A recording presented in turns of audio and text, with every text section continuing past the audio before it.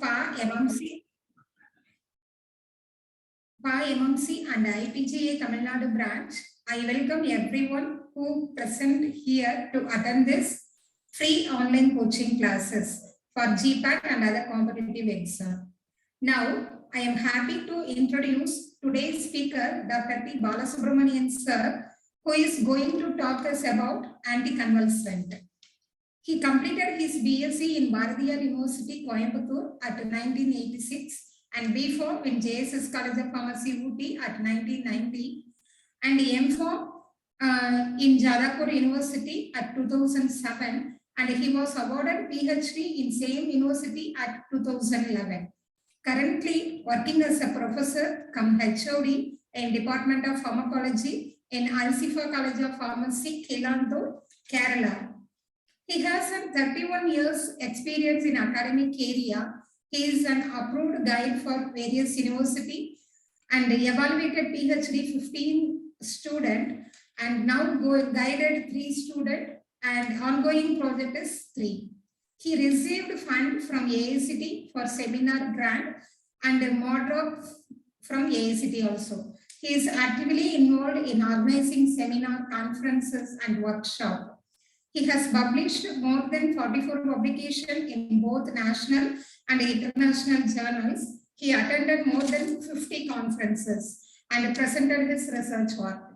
On behalf of PAA-MMC and IPGA Tamil Nadu branch, we welcome today's speaker, Dr. P. Balasubramanian, sir. Let's start your session, sir. Welcome, sir. Thank you, madam. Good morning, all. It's my pleasure to be here to take the class for GPAT and Pharmacy competitive exam. I extend my thanks to Indian Pharmacy Graduate Association for inviting me to this coaching class. I also welcome all the students as well as the alumni in this class. So now I would like to take a class on the anticonvulsant drugs.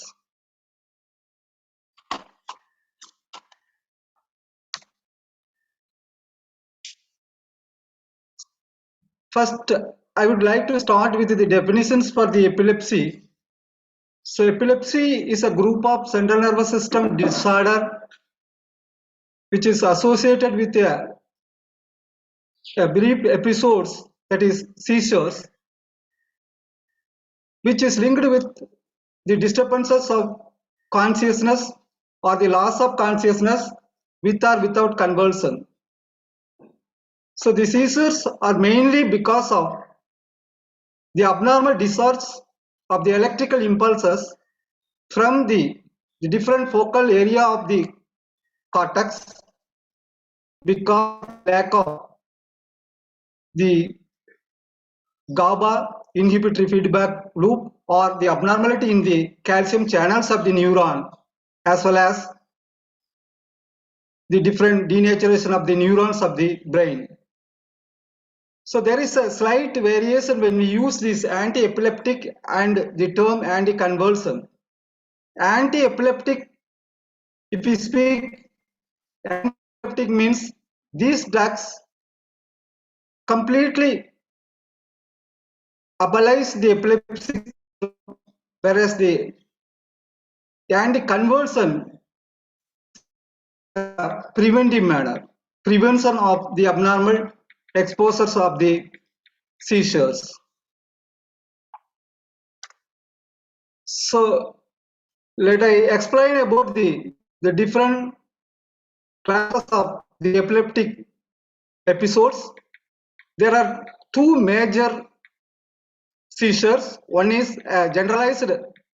That means this is because of the abnormality in the cerebral hemisphere, that is due to mutation in the calcium channels or the denaturation of the neuronal network of the brain. And then another one is partial seizure. This seizure is related with the abnormality in the cortical focal area.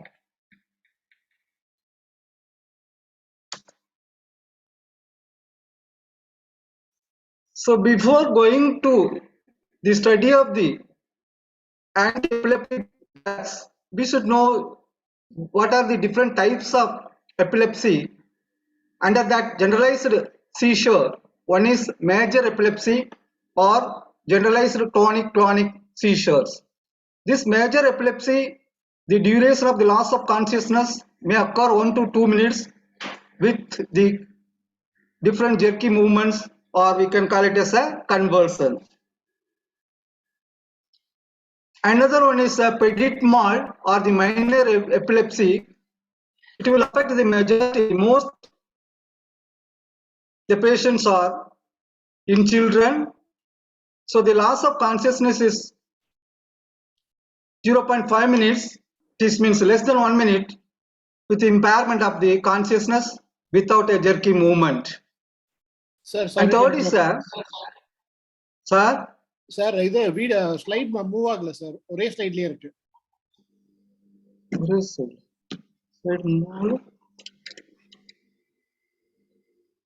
F5 press பண்ணுங்க. Super sir. கொஞ்சம் wait பண்ணுங்க sir. நான் first slide போயிருக்கேன்.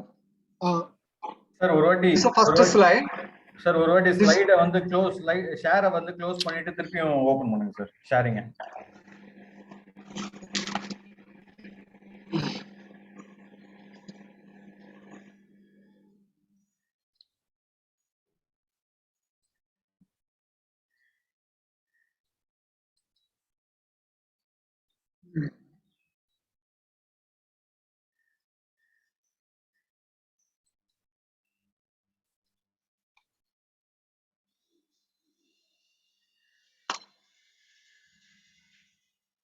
Now it is okay, sir? இப்போ okay sir. Thank you, sir. Okay, sir. So sorry for the inconvenience.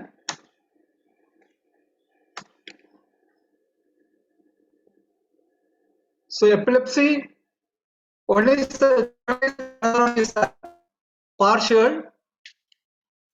Under that generalized epilepsy, one is a major epilepsy, another one is minor epilepsy.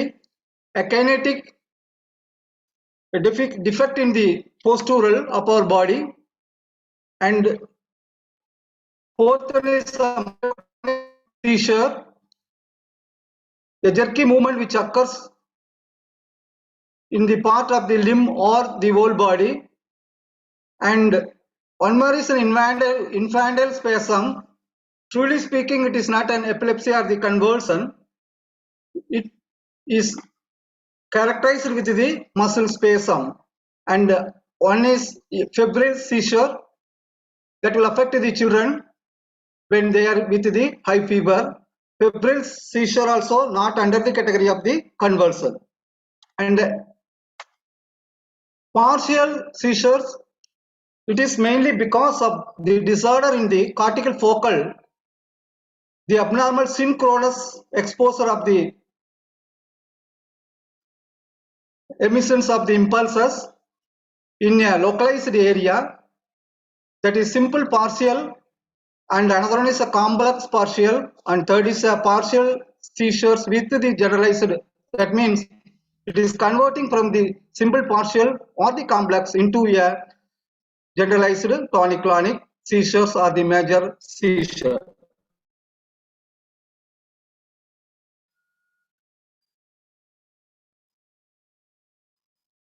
Once again, I want to explain about this one. Anti-convulsion drugs are used to control the seizure, but it won't cure the disorder. They act by preventing the generation or the spread of the seizures. Drug inhibit the voltage activated sodium channels and modulating GABA transmission are effective against grand mal and partial epilepsies. That means the drugs like phenidine, carbamazepine, these drugs are effective against grand mal and the partial epilepsies, but they are not effective against the petit mal epilepsy. I will repeat, phenidine sodium are drugs which act on the sodium channels, which inhibit the sodium channels, like phenidine, they are effective only grand mal and partial epilepsy, major epilepsy and partial, but it won't be useful for the treatment of the absence seizure. Anticonvulsants are drugs used to abolish the seizures, whereas anti-epileptics drugs which are used as a prophylactic to prevent the seizure. There is a slight variation with the terms anticonvulsant and anti-epileptics. So the classification of the anti-epileptic drugs, the question may arise from the chemical classification or based on the mechanism of action. So based on the mode of action of the drugs, one category, those drugs which inhibit the voltage activated sodium channels of the neurons of the brain part. Drugs which inhibit the voltage activated sodium channels means these drugs prolongs the inactivation stage of the neurons. The neurons are always in the membrane stabilizing effect. So the conductivity of the electrical impulses, the abnormal expression of the electrical impulses are completely abolished by using the drugs like phenidine, carbamazepine and sodium valproate. Phenidine, carbamazepine, sodium valproate. Another one is based on the mechanism on the GABA receptors. So GABA receptors, they are responsible for to maintain the inhibitory actions of our body. GABA related receptors means barbiturate and benzodiazepines. They directly act on the GABA receptors of the brain part. Another one is drugs which releasing the GABA from the neuronal endings. When the GABA aminobutyric acid is released from the nerve ending into the synapse, that type of drugs are GABA-bending pregabalin. This GABA-bending pregabalin are the derivatives of the GABA, but directly it won't act on the receptors. They can potentiate the concentration of the GABA at the synapse part. And the next one is inhibitions of the GABA transaminase. This is an enzyme, GABA transaminase, which is in the synapse part of the neurons, which is responsible for the inactivation of the GABA at the neuron. When we block this GABA transaminase enzyme, so ultimately the concentration of the GABA is increased with the drugs sodium valproate and vigabatrin. Sodium valproate is a broad spectrum anticonvulsant, we can say, because already it inhibits the sodium channels. Now it is a category of the GABA transaminase blockers, and as well as the sodium valproate blocks the calcium channels. So that is a broad spectrum anticonvulsant drug. And another one is neuronal reuptake of GABA. So once the concentration of the GABA is less, this is because of either reuptake mechanism or inactivation by the transaminase. But when we use the diagabin, that drug prevents the reuptake at the synapse part. So the concentration of the GABA aminobutyric acid is more at the synapse. So once again, GABA aminobutyric acid is responsible for to maintain the inhibitory control. And third one is inhibition of T-type calcium channel. Phenidine, voltage activated sodium channel blockers, whereas ethosuximide, sodium valproate, they inhibit the T-type calcium channels. And another one is inhibition of voltage gated N-type calcium channel. Once the N-type calcium channels are activated means that is responsible to release of the excited neurohumoral transmitters like glutamate. But here the voltage gated N-type calcium channels are completely blocked by the drugs like GABA-bending, pregabalin and lamotrigine. GABA-bending, pregabalin already responsible to release the GABA from the neuronal ending. Once again, GABA-bending, pregabalin, it shows in the two sides related to the anticonvulsant activities. Then one more drug is levetiracetam. That means that selectively bind to the synaptic vesicle protein SV2A.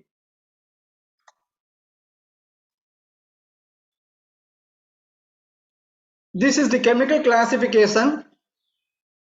One is an hydrogen derivatives, phenidine, and a prodrug phosphenidine, immunostilbin, carbamazepine, oxycarbamazepine, barbiturate, phenobarbital, and another drug deoxybarbital. One second prodrug for the phenobarbital is a pyrimidine.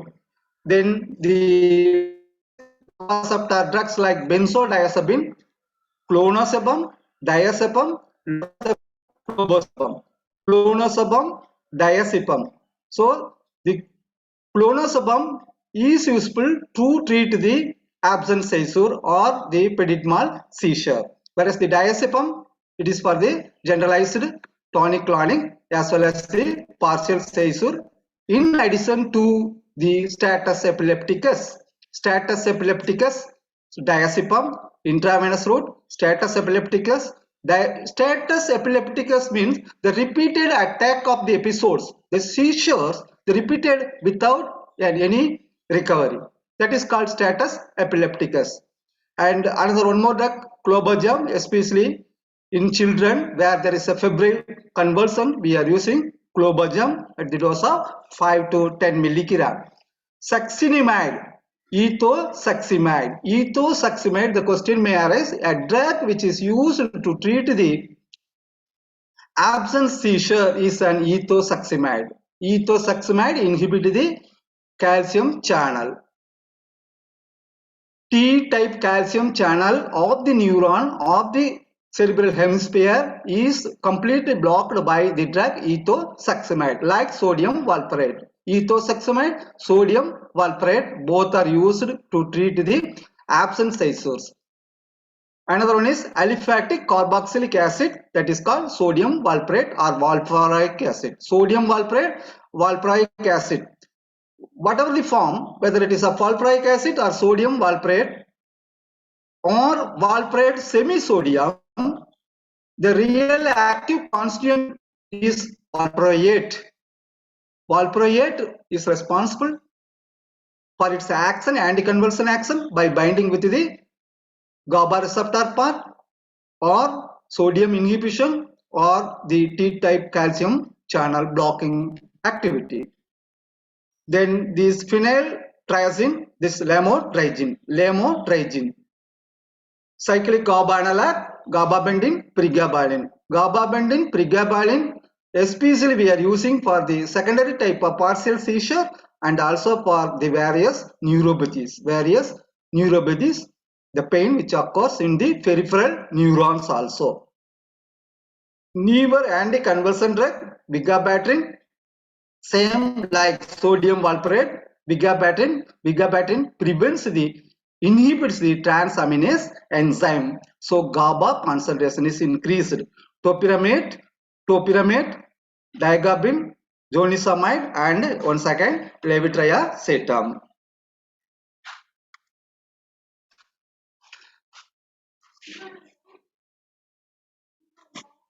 Next, I would like to explain about the phenidine sodium. This phenidine sodium is used to treat the grand mal epilepsy, to treat the simple and partial seizures, but it is not effective for absence seizure.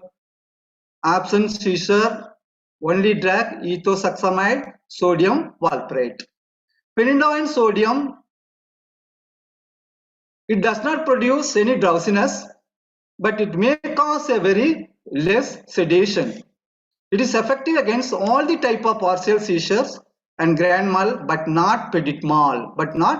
This is a question they will ask. Petit mal epilepsy means only ethosuximide and then myoclonic seizures. A prodrug phosphenidine is used to treat the grand mal epilepsy also. What is the mechanism of action of phenidine sodium means? Phenidine sodium inhibit the voltage activated sodium channel. That means the sodium channel, when it exists in the inactivated state, that state is maintained by the phenidine sodium. So it prevents the entry of sodium from the external into the neurons. Sodium concentration is completely blocked. That means inactivation state of sodium channel is responsible to maintain the inhibitory action in the conversion or in the episodes of the conversion. So phenidine, in addition to epileptic, like gabapentin or pregabalin, can be used to treat the trigeminal neuralgia, and as well as that is used to treat the cardiac arrhythmias. It is used to maintain the abnormality of the heart cardiac arrhythmias because it is a cardiac membrane stabilizing drug.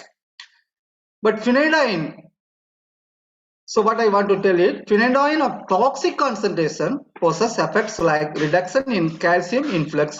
So calcium entry in the neuron also blocked, and it prevents the glutamate, which is a excitatory neurohumoral transmitter.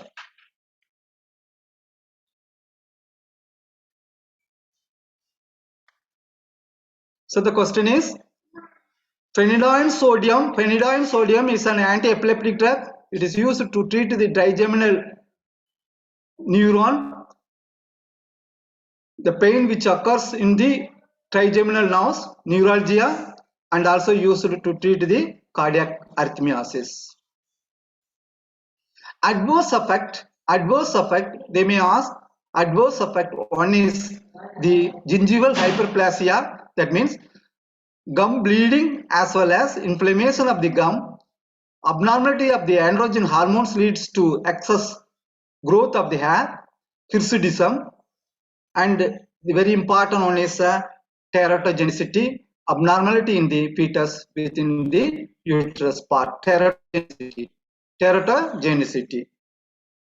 The interaction wise, phenidine competitively inhibits warfarin metabolism. Phenidine inhibits the warfarin metabolism, whereas carbamazepine and phenidine both is interlinked with the inductions of the enzyme. So the metabolism of carbamazepine is reduced by the phenidine as well as the phenidine by the carbamazepine. So use status epilepticus, trigeminal neuralgia, generalized tonic-clonic seizure, that means for the major epilepsy or grand mal epilepsy.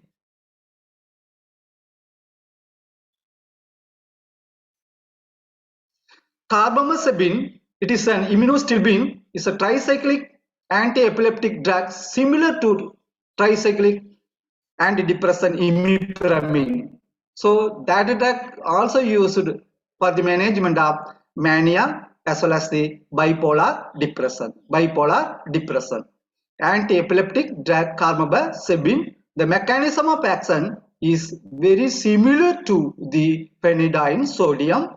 That means carbamazepine inhibits the voltage activated sodium channels of the brain neurons. Adverse effect of the carbamazepine means double vision, diplopia, double vision, and blurred vision. Also, it may cause the peripheral neuritis, inflammation of the nerve.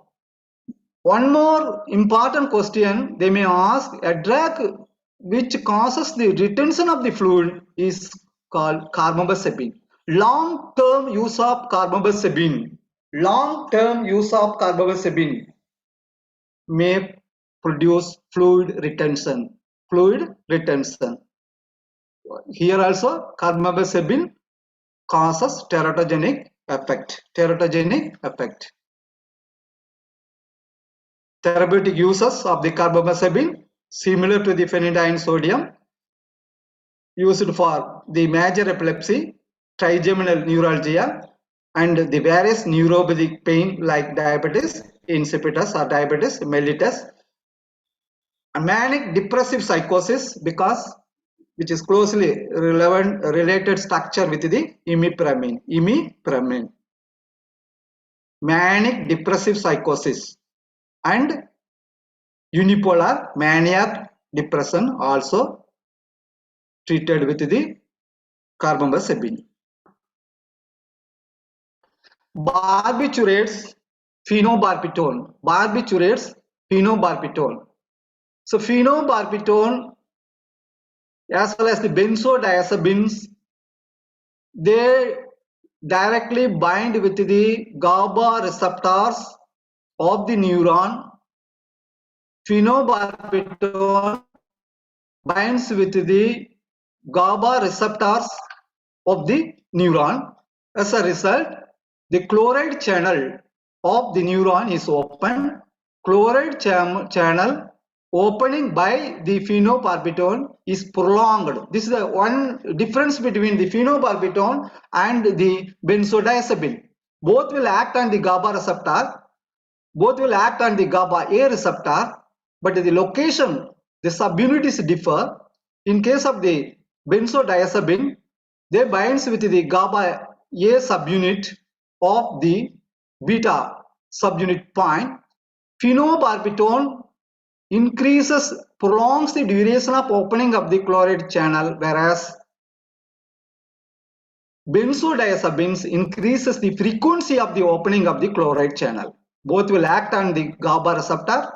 The subtype is different. The chloride channel opening duration is prolonged with the phenobarbital. The frequency of the chloride channel is opened by the benzodiazepines. Adverse effect of the phenobarbital is a sedative effect and the behavioral abnormalities. And phenobarbital also will cause us teratogenicity. Prolonged use of this phenobarbital may cause the roughness of the muscle below the skin, especially in the finger part, in the plantar part, below the skin.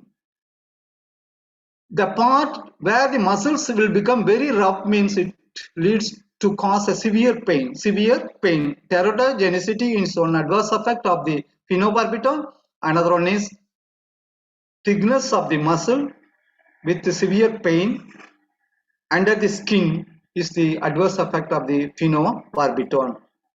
Therapeutic uses: grand mal epilepsy, simple partial seizure, and limited use to complex partial seizure, and then used for the status epilepticus. A drug which is mainly used to treat the status epilepticus with a very serious condition is diazepam. Diazepam is a drug of choice for the status epilepticus when be given by the intravenous route. Benzodiazepine, the mechanism is similar to the barbiturate.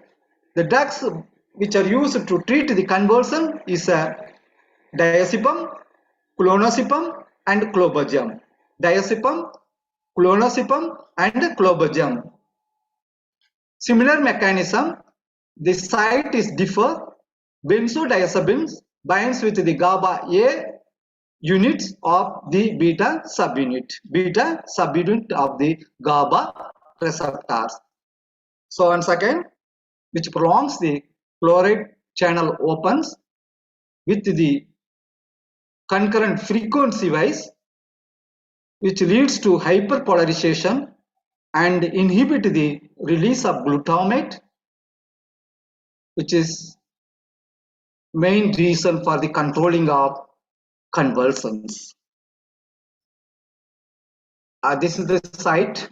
This is exactly from the textbook Tripathi I have collected. This is a site for the barbiturate as well as the benzodiazepines. This is and this part where the benzodiazepine will bind with the GABA receptor, ultimately opens the chloride channel, and it potentiates the concentration of the GABA also, whereas barbiturate binds with the alpha and beta subunits, barbiturate, and which prolongs the duration of opening of the chloride channel. And also barbiturate directly open the chloride channel of the GABA receptor. Barbiturate, in addition to bind with the alpha and beta subunit of the GABA receptor, which is very nearer to the GABA receptor, the structural configuration of the GABA receptor is modified. So GABA will bind with the GABA receptor and the chloride channel is open. In addition, barbiturates like phenobarbital directly open the chloride channel, which leads to the hyperpolarization.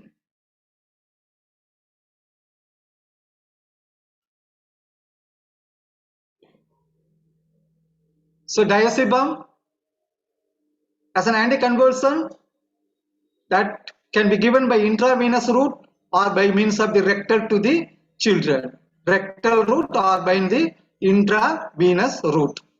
So the adverse effect of the diazepam, what we have to monitor while giving the diazepam: low BP and respiratory depression. Low BP and respiratory depression. Rectal installation of the diazepam is now the preferred therapy for febrile convulsion in children. Febrile convulsion in children. Another drug is a clonazepam. Clonazepam, the mechanism of action is similar to the benzodiazepine, but it is a longer acting and anticonvulsant drug, clonazepam. Clonazepam is specifically used for the treatment of peditmal epilepsy, that means absence epilepsy, similar to ethosuximide and sodium valproate. Sodium valproate and the clonazepam are effective against the peditmal epilepsy in addition to the infantile spasm. Clobazam, nowadays frequently the infantile children, the infantile spasm, the children with high fever, when we are getting the seizures, we are using clobazam 5 mg to 10 mg, 5 mg to 10 mg clobazam to treat the infantile spasm.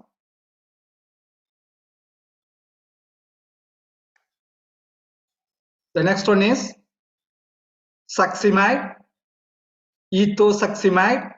Ethosuximide, we are not using methosuximide, ethosuximide. Succinimide, T-type calcium blockers. T current is completely blocked. The transmission of the abnormal electrical impulse along the neuron is ablated by inhibiting the calcium channels. The drug is an ethosuximide. So it is a pure peditmal drug. This is a very important one. It is a first drug to treat the peditmal epilepsy. So the mechanism of action of this ethosuximide, which I already explained, it inhibits the low threshold T-type calcium channel in the thalamic part of the brain, which are responsible for the generation of the peditmal epilepsy. So ethosuximide, peditmal epilepsy, which inhibits the T-type calcium channel. Adverse reactions: loss of appetite, that means anorexia, nausea, vomiting, and the chances of Parkinsonism.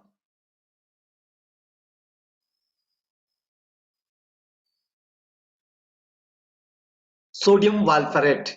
Sodium valproate, it is an aliphatic carboxylic acid.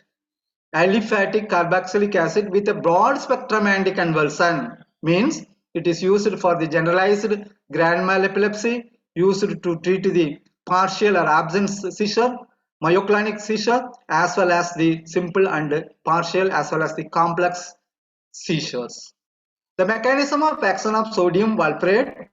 Sodium valproate act by multiple mechanisms. That is why it is a broad spectrum anticonvulsant drug. Number one, it increases the release of GABA by inhibiting the degradation by preventing the GABA transaminase. A drug which inhibits the GABA transaminase, which elevates the GABA concentration at the synapse, is a sodium valproate and vigabatrin. Sodium valproate and vigabatrin. Sodium valproate. Phenidine like hydrogen derivatives, which inhibit the voltage gated sodium ionic channels, means sodium valproate prolongs the inactivation of the sodium channels of the neuron. And another one is it possesses a poor anti-inhibitory action on the calcium mediated T current. So calcium mediated T current like ethosuximide effect. It also decreases the release of excitatory neurohumoral transmitter like glutamate in the brain. Excitatory glutamate aspartate. Here it elevates the glutamate in the brain part. Sodium valproate. The uses: peditmal, generalized tonic-clonic seizure, partial, myoclonic, akinetics, mania and bipolar illness. Mania and bipolar illness, sodium valproate, mania and bipolar, similar to gabapentin, similar to carbamazepine, mania and bipolar, similar to carbamazepine. It is used to treat the migraine, prophylaxis for migraine,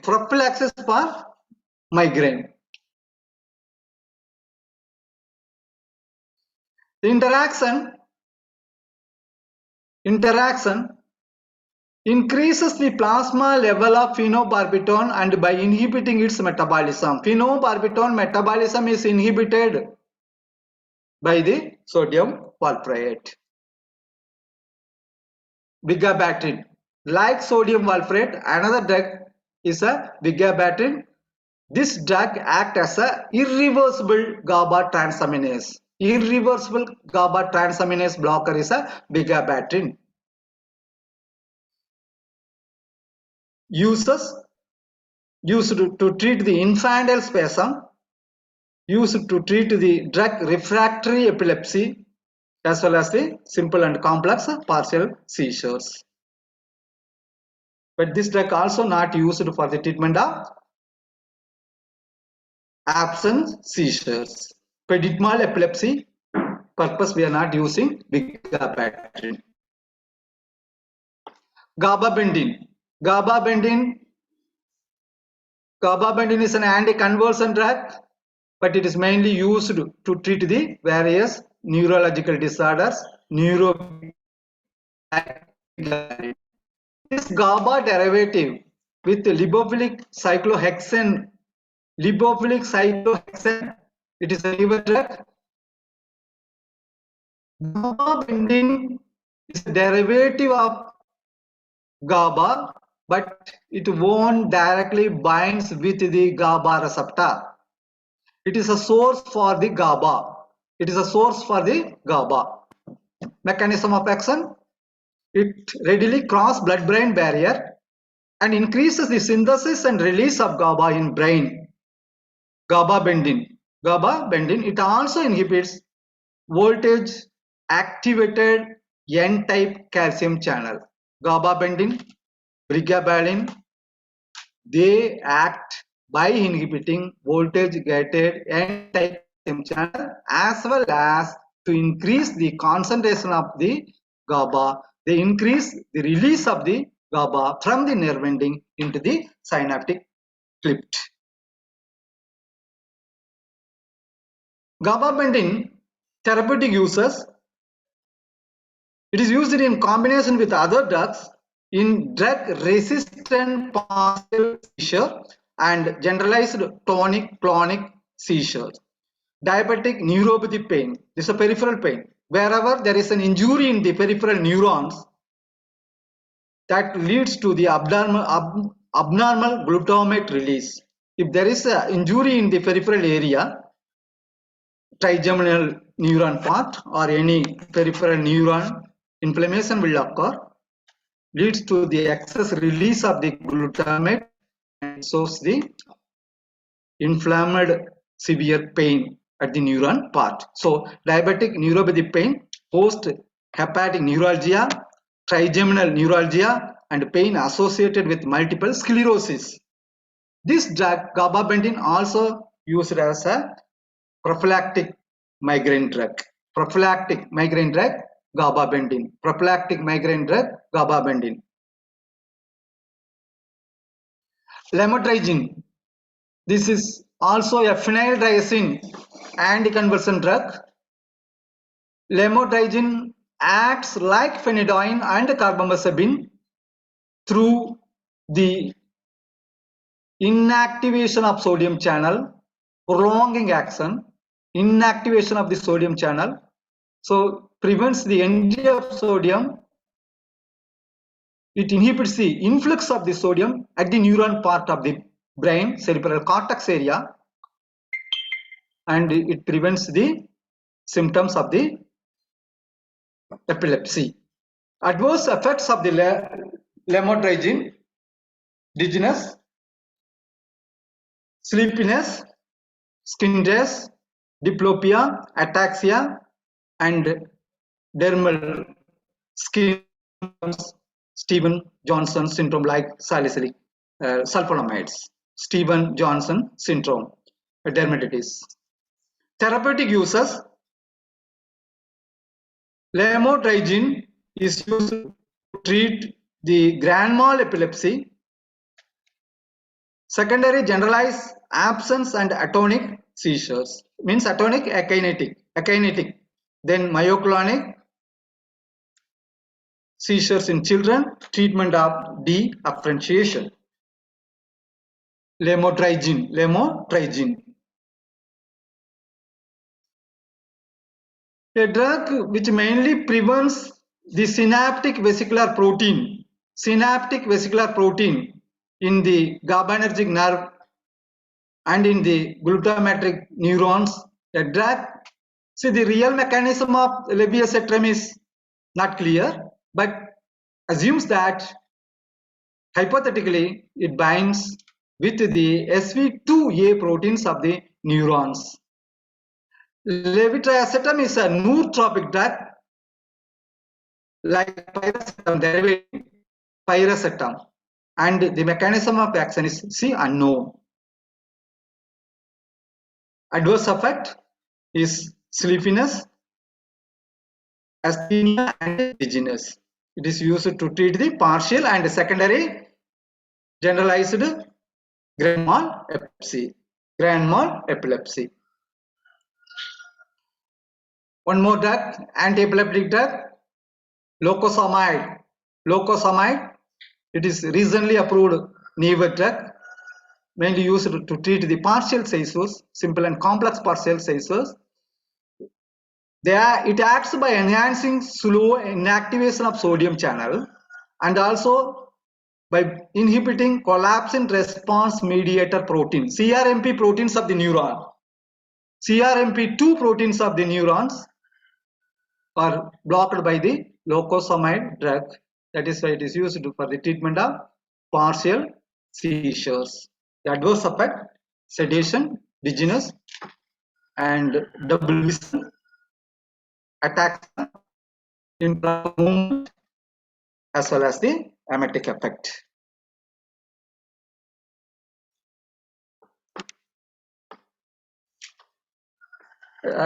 Dear students,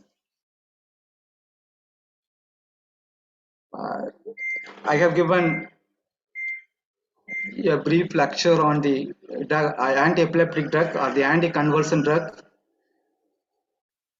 I briefed about the different types of epilepsy and also the drugs with its mechanism, side effect, as well as the pharmacokinetic effect of the drug, which are mainly used to treat the different types of epilepsies. Now I would like to share few questions which are previously asked in the GPAT. Is it audible? Yes, sir. Audible, sir. Yeah. So the question, Audible, sir. yes, few questions I have selected from the anticonvulsant drug part. The preferred treatment of status epilepticus in intravenous administration, I told the diazepam. Diazepam can be given intravenous route as well as the rectal route to treat the status epilepticus as well as the febrile convulsion. So the drug is diazepam is a preferred treatment of the status epilepticus. Status epilepticus also treated with some other drugs like carbamazepine or the phenobarbital. But here the question is IV administration. The drug of choice for the status epilepticus is a diazepam, not ethosuximide, not sodium valproate, not chlorpromazine. The drug of choice in epilepsy with pregnancy is either they may ask carbamazepine, ethosuximide, phenobarbital, and phenidine. The drug of choice is a carbamazepine. Carbamazepine. Sorry, sir. The slide is not visible, sir.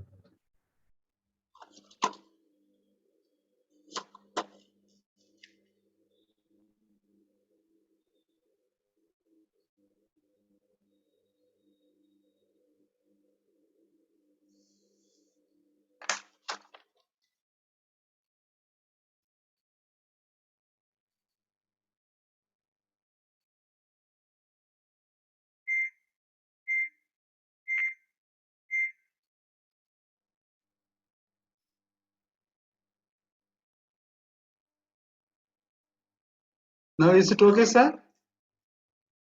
No, sir. Only the GPAT, that PDF file is only visible.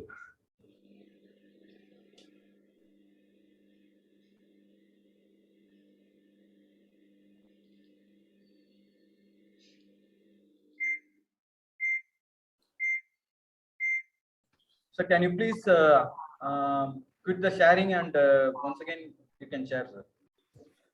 I will try.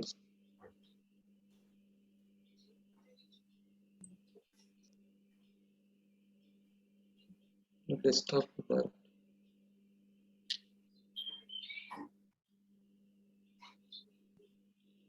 Now it is okay, sir. Yes, sir. Now it's visible, sir. Thank you, sir. Thank you. So the next one is the drug of choice in epilepsy with pregnancy, carbamazepine. The drug for migraine, which is anti-epileptic, migraine, topiramate. A drug for migraine, which is an anti-epileptic, topiramate. Topiramate is a carbonic anhydrase inhibitor also. The carbamazepine, again they asked migraine, topiramate, amotrazine, vigabatrin, but here topiramate is a drug for the treatment of migraine as a prophylactic drug. The next one is, the another question they asked, phenidine metabolism is inhibited by disulfiram, chloramphenicol, isonicotinic acid hydrazine, cimetidine, dicomeral, warfarin. The answer is all of the above. All of the above. Phenidine metabolism is inhibited by disulfiram, dicomeral, warfarin, chloramphenicol, INH, and cimetidine. Next, therapeutic doses of phenidine become toxic. The plasma concentration of the phenidine is more. Therapeutic doses of phenidine become toxic when isoniazid administered concomitantly due to. Why this isoniazid elevates this phenidine toxicity? One is acceleration of membrane stabilizing action of phenidine or decreased metabolism of phenidine, increased concentration of the phenidone, and the inhibition of hepatic microsomal enzyme system. So here there is a drug-drug interaction. This is because of the decreased metabolism of phenidone. Then another question, statement regarding this including all except. Correct statement regarding phenidine include all except. I said very clearly, phenidine is not used for the treatment of petit mal epilepsy. That is why used in grand mal epilepsy, wrong. Phenylbutazone reduce metabolism of phenidine, wrong. Phenidine binds to plasma protein. It is also incorrect. The correct answer is used in petit mal epilepsy. The anti-epileptic which inhibits the seizure induced by the administration of picrotoxin, cokinetic enhancer, picrotoxin, the anti-epileptic drug which inhibit the seizure induced by the administration of picrotoxin. The correct answer is sodium valproate, valproic acid, sodium valproate, sodium valproate. Metabolism of carbamazepine is inhibited by. Metabolism of carbamazepine is inhibited by. This I didn't explain, but here the choices are there. Tetracycline, phenobarbital, erythromycin, phenidine. Metabolism of carbamazepine is inhibited by macrolide antibiotic erythromycin.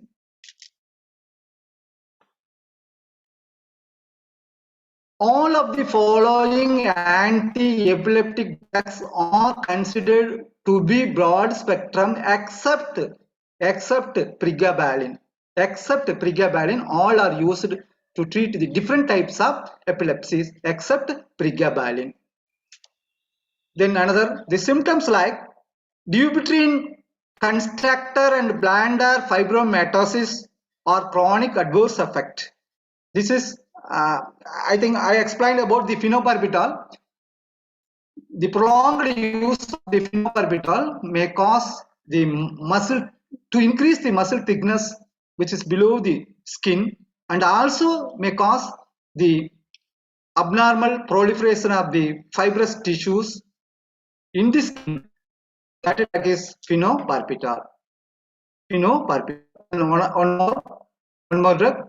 Urinary retention is mostly likely to occur with perambanil, levetiracetam, isogabin. Isogabin is a correct answer. Felbamate also incorrect. Isogabin drug. Urinary retention is most likely to occur with the drug C, isogabin. Which of the following anti-epileptic drugs would be the best initial choice in an adolescent girl, in an adolescent with juvenile myoclonic epilepsy? That is protein inhibitor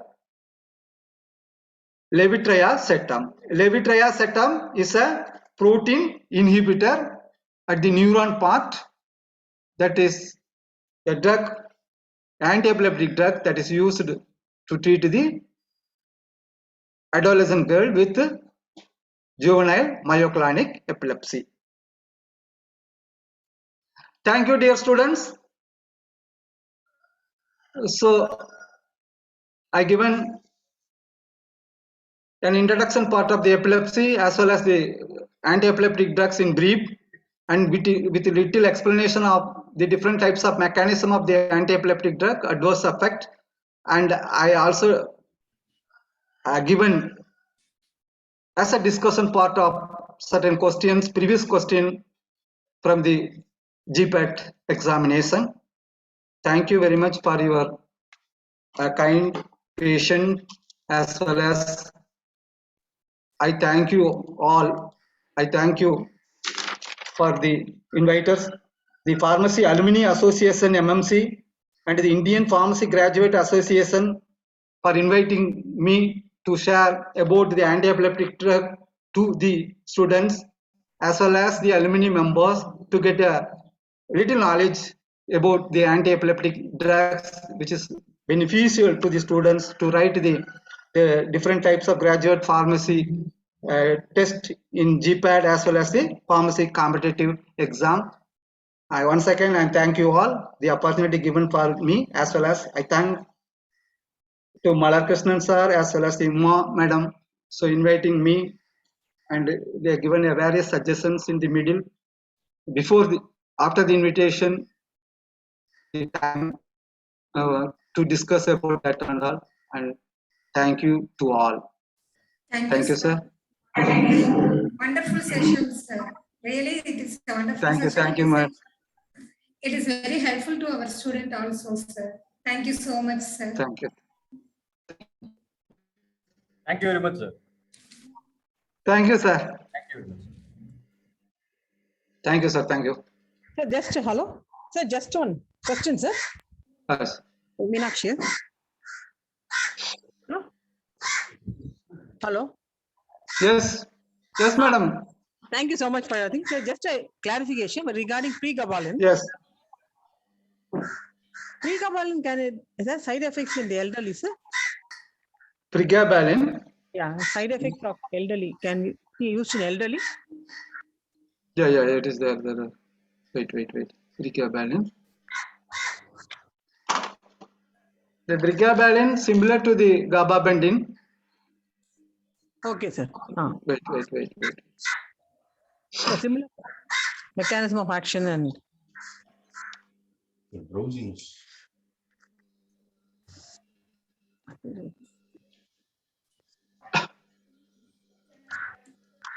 Okay. Hello? Okay.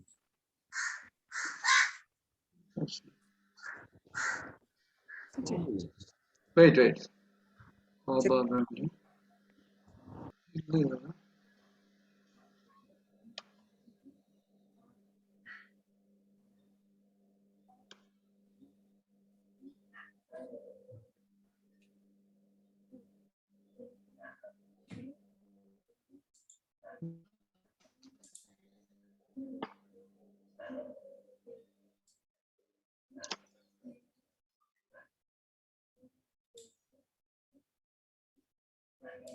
Gabapentin. Gabapentin.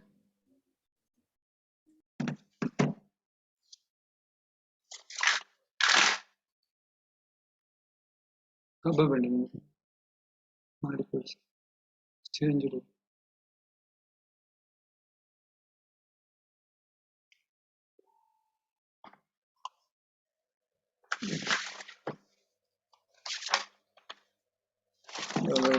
Pregabalin.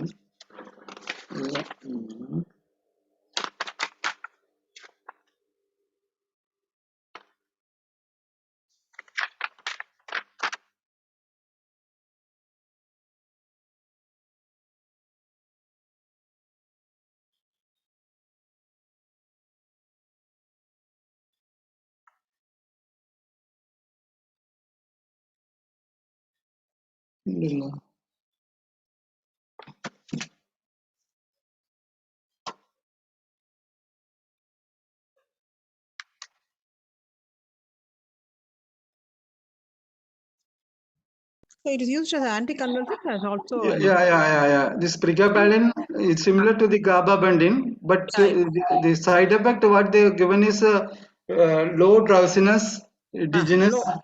Oh, Pregabalin, fatigue. So, but it suddenly reduces the synaptic release of several neurotransmitter. okay. It is the mechanism they mention to reduce the neuronal excitabilities. Then the adverse effect they mentioned is drowsiness, dizziness, weight gain, edema, vertigo. But what is the main question they are asking, sir?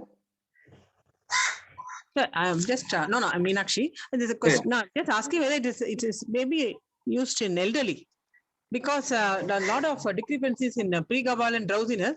So as we cannot treat younger and older population with pregabalin is very frequently used in anti.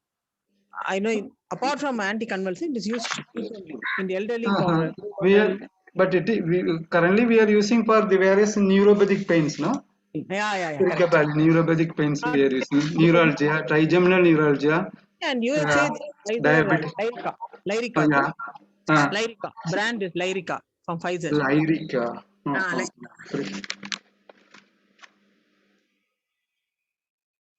75 to 150 milligram it is mentioned dose.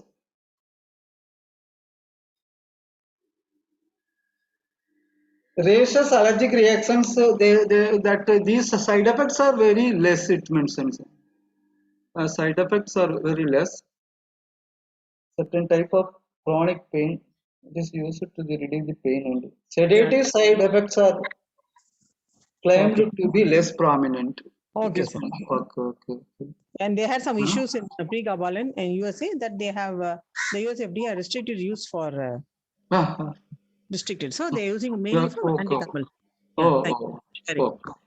Thank you, sir. Thank you, madam. Thank So you. much. Thank you so much, sir. Thank you, madam. Thank you.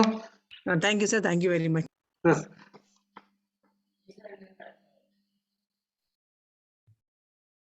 Next session start பண்ணிடலாம்ல ma'am?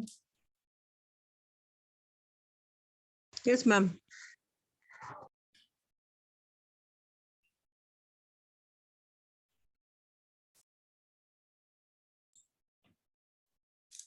So, Dr. Ayyappan sir, next session.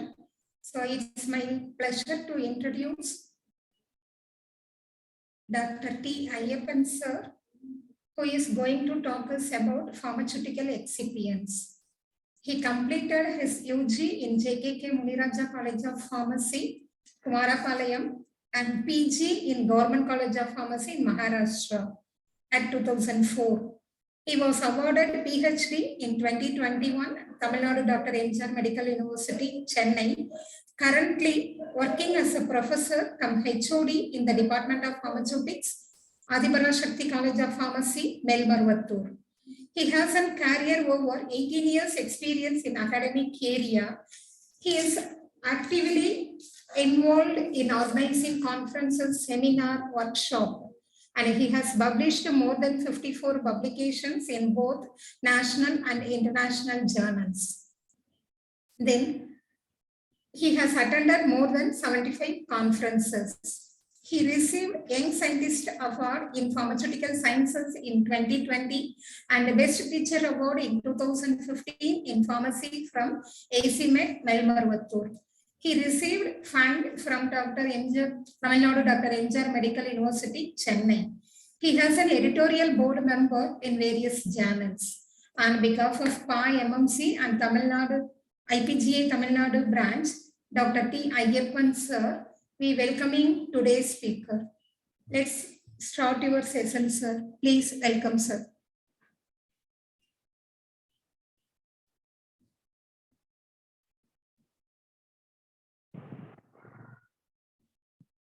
Dr. T. Ayyappan, Good morning. sir. Yes, madam. Yes. Doctor. Thank you, madam. Thank you for Thank you, your sir. information about me, madam. Thank you. Welcome, Thank you, doctor. sir. Dr. Ayyappan. Welcome, Dr. Meenakshi. Yeah. Yes, how are you, madam? Fine. Fine, sir. Yes, How are yes, you? Thank you for your thank you, madam. Thank you, effort thank this you, year also. Sir. Thank you. Yes, madam.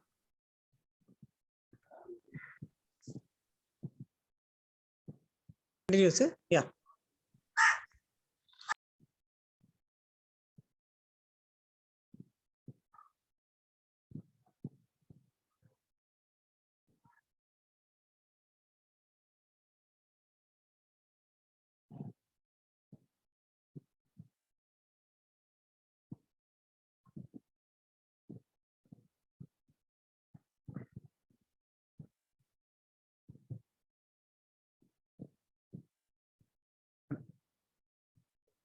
Is my slide is visible now? Yes, madam. Visible, doctor. No problem.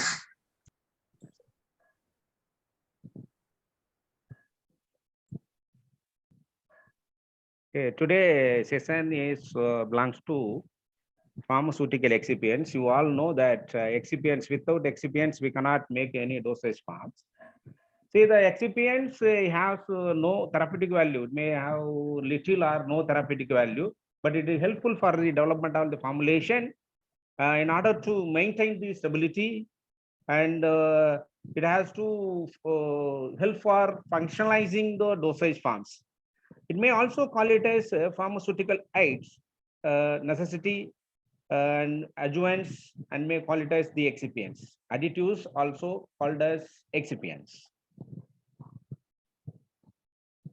which I already told you that excipients are pharmacologically inactive. It does not have any therapeutic value. It only helps for the making different type of dosage form. It requires to give a final shape of the dosage form. If this tablet gives, we may use the excipients as a diluent, we may use as a disintegrant, we may use the excipients as a binding agent. So it has a variety of roles. There are some few definitions which are been given here. What's a flavoring agent? Flavoring agent and sweetener, you may know that it used to give the product is more palatable. Colorants, it's a coloring agent, so added to enhance the appealness, means it gives these color appearance. And preservative is very most used excipient is preservative in order to prevent the microbial attacks. And next to excipient is the stabilizer. The stabilizer may be used as a antioxidant and some chelating agents. We used as a stabilizer in different type of dosage forms. And particularly for making a tablet, the diluents, or may call it as the filler, are commonly used for improving the bulkiness of the product. And the binder will give the addition to the powder drug, and it gives these compactness, compact mass while compressing the tablets.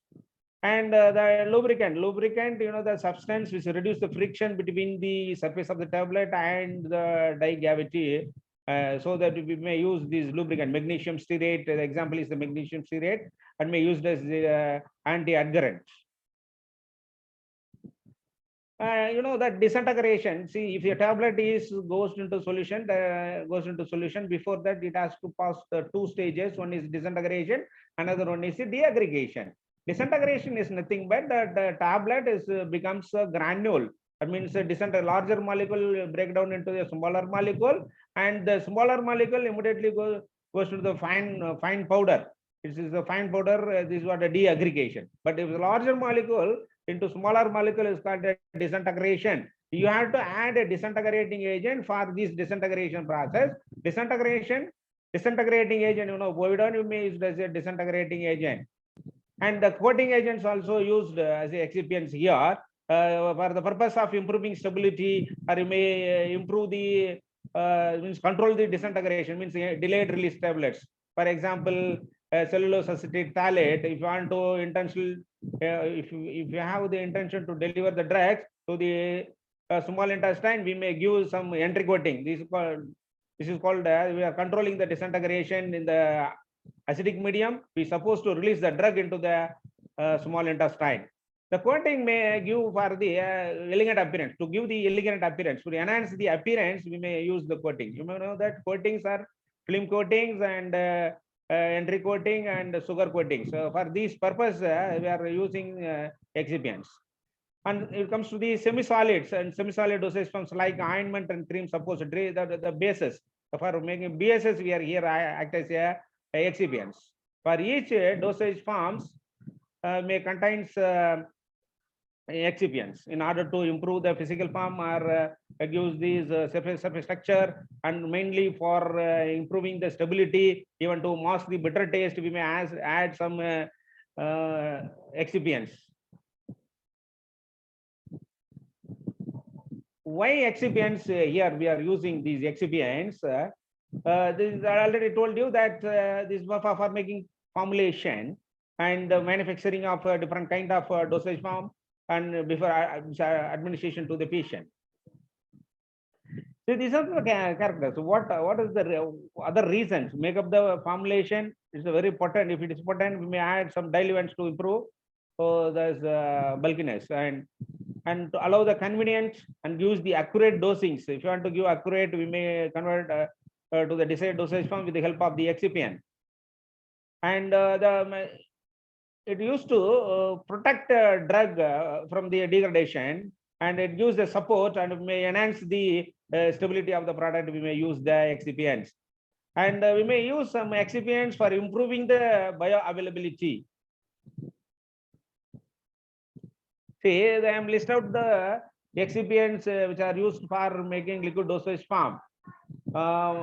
solvents and co-solvents. But usually the co-solvents are used for preparing liquid dosage for elixir. Elixir, we are using co-solvent, 2 solvent, more than 2 means alcohol and water. We are using for preparing the elixir. We are using the this co-solvency principle here. And buffering agent we are using for the ophthalmic drops, preservatives, antioxidants, humectants, glycerin, humectant, wetting agent. Some surfactant will act as a wetting agent, anti-foaming agent, thickening agent, sweetening agent, flavoring agent. This type of the excipients is the role of the different type of excipients in the liquid dosage form. When it comes to the tablets, there are excipients used for tablet, for making tablets. Here some excipients are act as a binders, coating solution and disintegration, fillers, and flavoring agent, coloring agent. These are organoleptic additives. May use organoleptic additives, flavoring agent, coloring agents, and sweetening agent. These are organoleptic additives we are using for both the liquid as well as the solid dosage form. As per your GPAT syllabus, the antioxidants plays the role. These antioxidant, a substance which prevents oxidation process. The oxidation is one of the chemical reaction where the drug may lead to decomposed by the chemical reactions called oxidation. So what are the ideal properties of the antioxidants?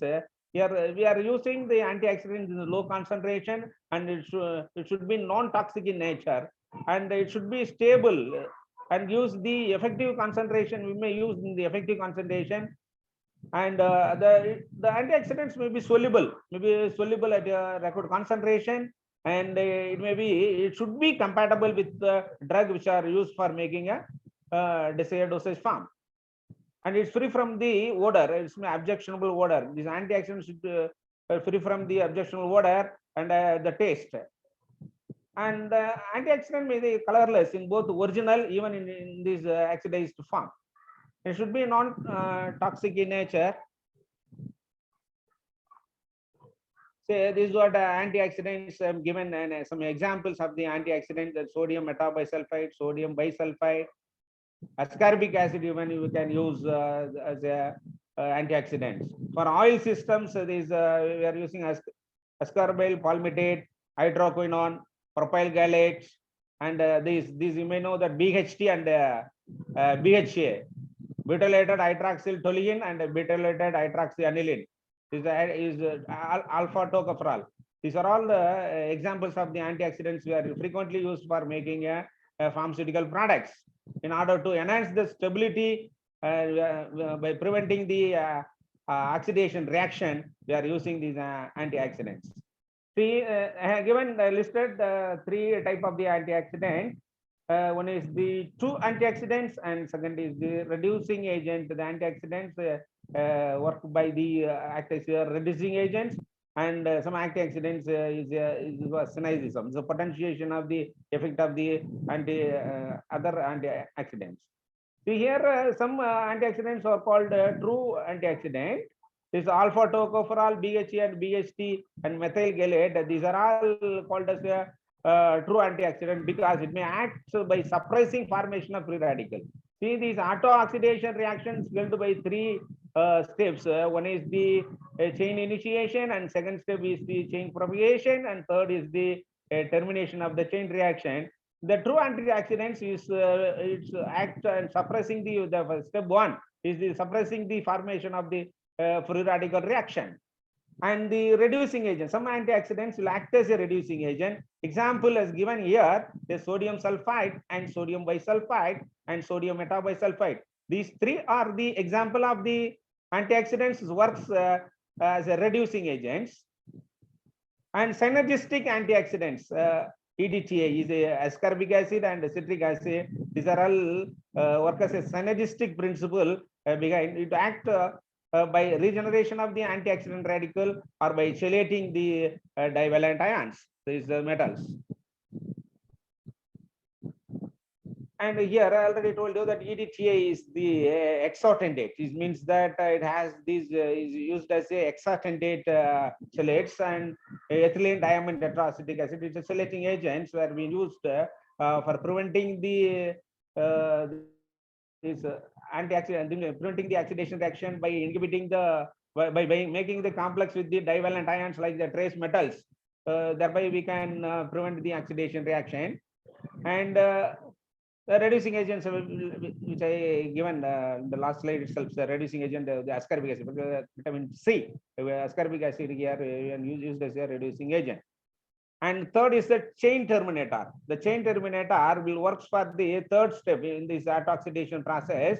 The third step, chain termination reaction, whereas it be classified by two based on the solubility. These antioxidants are being classified to. One is the water soluble antioxidants and water insoluble antioxidants.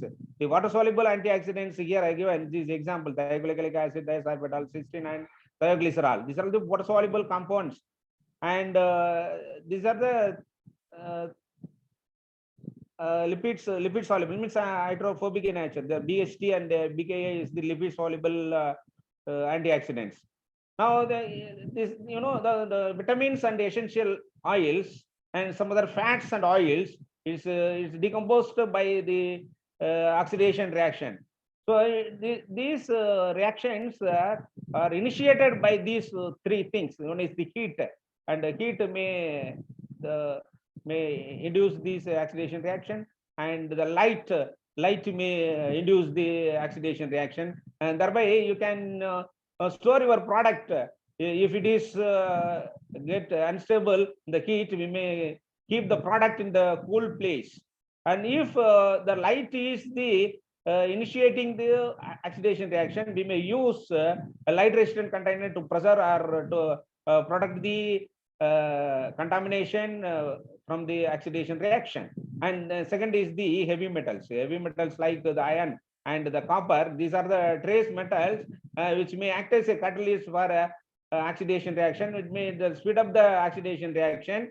So here we want to make a complex with the heavy metals. For the reason we are using EDTA. This is EDTA is a chelating agent. It may also call it as the sequestering agent. Sequestering agent and EDTA is also EDTA is the example of the sequestering agent. The EDTA is also an example of the chelating agents, and which may make a complex. That complex, if it is soluble in the water, may call it as sequestering agent.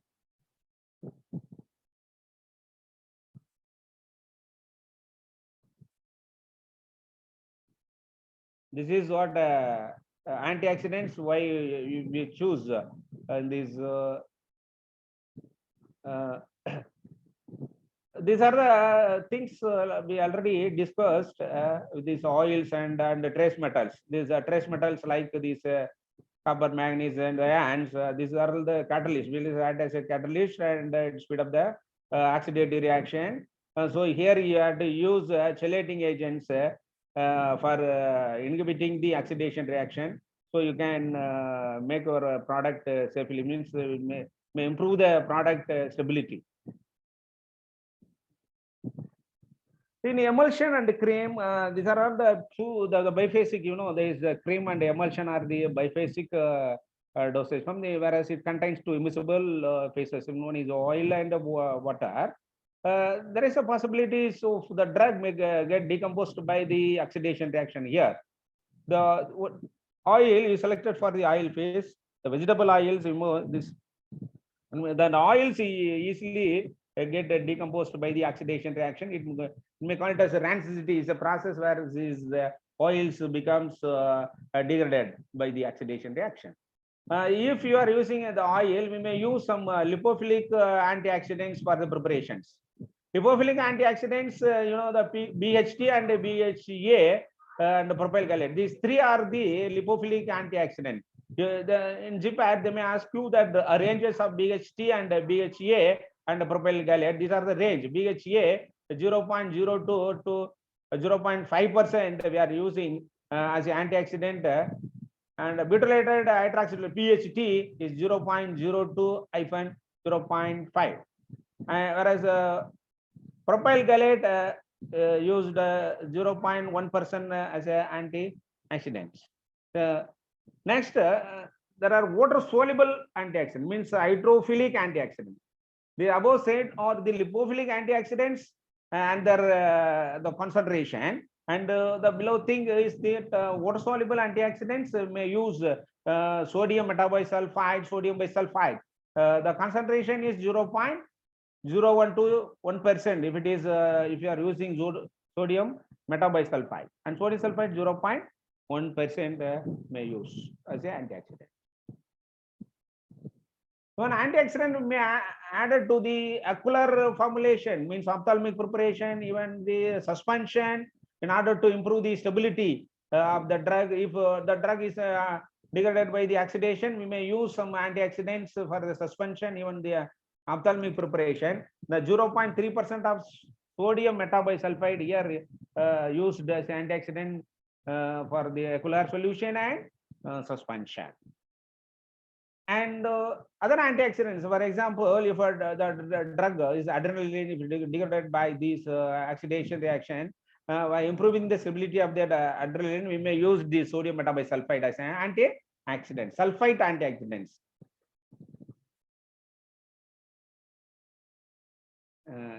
This after the antioxidants, this is what preservative. The second is very important. Antioxidant and preservative. There will be a question from GPAT. Preservative, you know that see in the day one, that watermelon in day one, and what how it looks, it's look like a fresh, and after the 8th day it's somewhat dull. See, and after the 18th is if day in the if it's the sandwich, it looks like sandwich. Definitely is the contamination of the microbes. So microbial contamination, microbial attack the product may be degraded. So by preventing the microbial attack, we are using the preservatives into the food product as well the pharmaceutical products. This is the first preservative were used, the vinegar. You may know that vinegar, salt, these are all the first preservative in the early days we are used first preservatives. What is the ideal property? Ideal property should not be irritant, and it should not be toxic, non-toxic. It should be non-toxic in nature, and it should be stable in chemical as well as the physically. It should be compatible with the drug, and it should be act as a good antimicrobial agents. Thereby you can prevent microbial attacks. See here, there are preservatives used in pharmaceutical preparations. This is a topical, even topical preparation, even in the oral dosage form, we may use this preservative. The first is the benzoic acid and its salts were used as a preservative in the concentration of 0.1, even 0.5, 0.3%. Ascorbic acid and its salts may used as a preservative. And you know, parabens, this means methyl paraben and propyl paraben also used as a preservatives in oral preparations. Oral, for example, if you are using solutions, oral solution, liquid orals, we may use this combination of propyl paraben and methyl paraben. So if you use methyl and propyl paraben, the ratio of 9:1. This is the question were frequently asked in the GPAT question. What is the ratio of the methyl and propyl paraben are used as these preservatives? 9:1. You keep in mind this, what the ratio is, the 9:1. And what are the factors which influencing the preservative action of the preservatives? One is the pH of the formulation will design the efficacy of the preservative, and the presence of the micelles and this preservation, and the presence of the hydrophilic polymer has a role on the preservative action. See, this is a pH. You know, the acidic preservatives. Some examples are being on benzoic acid, ascorbic acid. These are all the acidic preservative, but as a problematic. See, if the preservatives is anionized form, it will be more effective than the ionized form. If the preservatives is undergoes ionization process, is less effective. If the preservative is in the unionized form, will be effective. It is able to cross that this membrane of the microorganism. Even it may gives this death, means the microbial attacks is very effective. See, for calculating the acidic preservative and their effectiveness in the respective pH, which is calculated by equation is called Anderson-Hasselbalch equation, because the pH and the pKa, the correlation which has been explained by an equation is called Anderson-Hasselbalch equation. Then next is the presence of micelles. Micelles are these when the 50 monomer themselves to form a micelles. It may the micelles, if you want to form micelles, and you need surfactant. The surfactant solution, polar head and non-polar tail. These 50 monomers themselves joins the micelles, and if you want to increase the solubility of the particular preservative, may add this surfactant, and which when it goes to the CMC, means the concentration range of the surfactant at which micelles are start forming. Whereas here this ionized form of some acidic preservatives are given examples, phenolics and parabens. Presence of hydrophilic polymers. This example is hydrophilic polymers are PVP and MC. These methyl cellulose. These two are these hydrophilic polymers. The problems is addressed by increasing the concentration of the preservative in the formulation. If you are increasing concentration, it may give some problematics.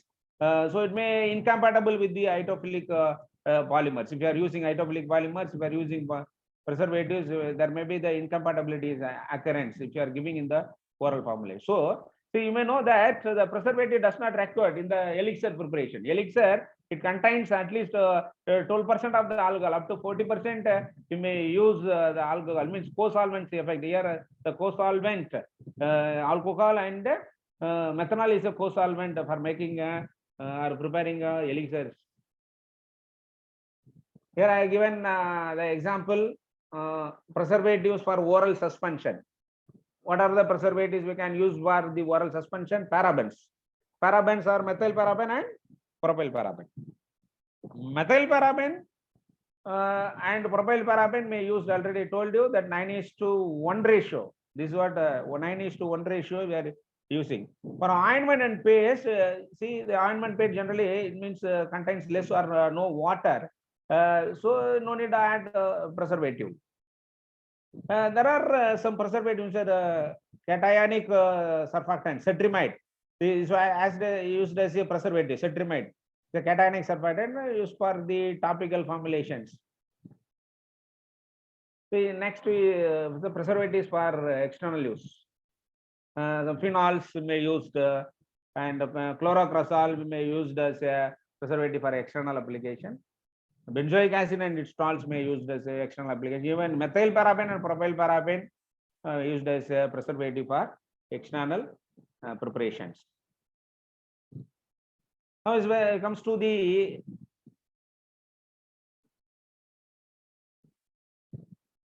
preservatives for parenteral preparations. Say the preservatives for parenteral, for injectable preparations may use, but there is a chance of interacting the preservative with the container, interaction with the closure. So the thing has to be monitored. When you are increasing the concentration of preservative, there may be chances of reaction with these container and closures. So if is there any incompatibility with the container and closures, we may change the container and closures. For example, phenol may interact with the rubber closure. This is a good example given here. Phenol may interact with the rubber closures. In this, increasing the concentration of phenol is added, the closure is exchanged with the suitable replacement, nitrile. Example, nitrile. If it is incompatible with the rubber, we may choose some other closures. And next, it is essential for that the preservative does not adversely affect the physical stability of the parenteral products. Example here, insulin. You know, insulin is injections for the diabetic patient. It's available in the multi-dose container.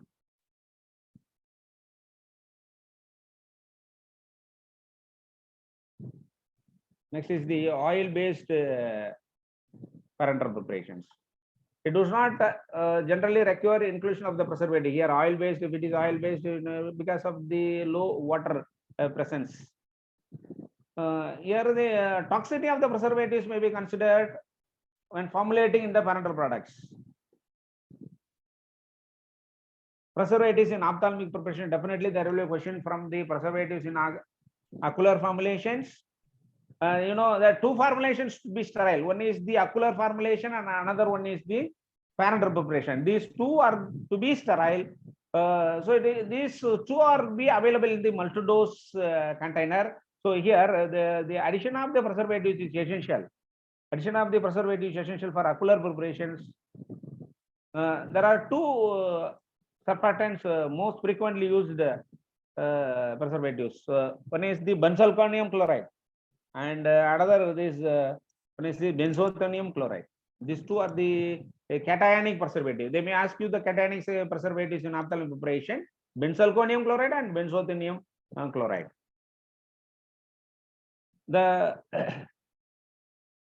benzalkonium chloride is active against the Pseudomonas aeruginosa, the organism which is most common for the eye infection.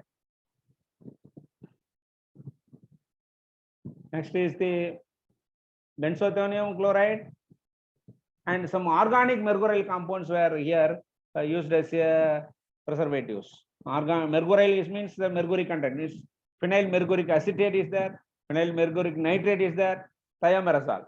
These three are belongs to the mercurial preservatives, organic compounds. This contains mercury. The concentrations ranges frequently asked by the GPAT question paper.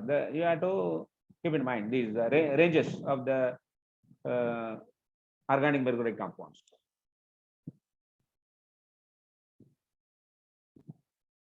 Next preservative is chlorambutal and phenyl ethyl alcohol. These two are also used as a preservative. They are given in the concentration. Chlorobutanol is 0.5%. We can use as a preservative. Polyethyl alcohol may be used as a preservative in ophthalmic preparation in the ranges of 0.25 to 0.50. Now, there is a preservatives for nasal drops and ear drops. These nostril drops and ear drops, it means it's a multi-dose dosage forms, and here we may record the addition of the preservatives. We may use chlorambutal alone, or it may use the combination of the parabens like methylparaben and propylparaben. The combination we may use.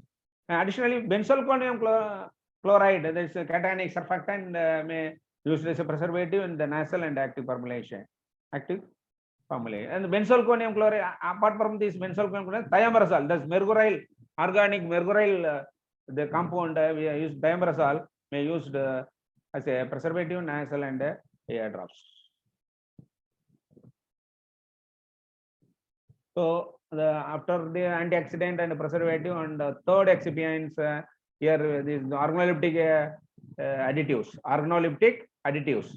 coloring agent. First one is the coloring agent. You know that for elegant appearance, we may use some colors. Or we may, if you want to mask some colors, we may use some the coloring agents. It's a tool. The coloring agent for add as a tool for identification of the product. So there is colors are classified as synthetic color and natural colors. Synthetic colors, you know that this as per the FDC, this red number 3 is chemically called as erythrocin. If yellow number 5 is the tartarasin, we may call it as tartarasin yellow. Erythrocin red. Likewise, you can keep in mind that the numbers as per the FDC. And other things, that's indigo, blue number 5 and red number 22 is eosin and yellow fluorescin. This. There are natural colors.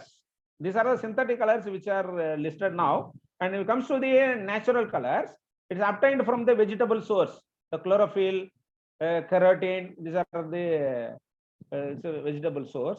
And even from the animal source, we can get a coloring agents like coffee.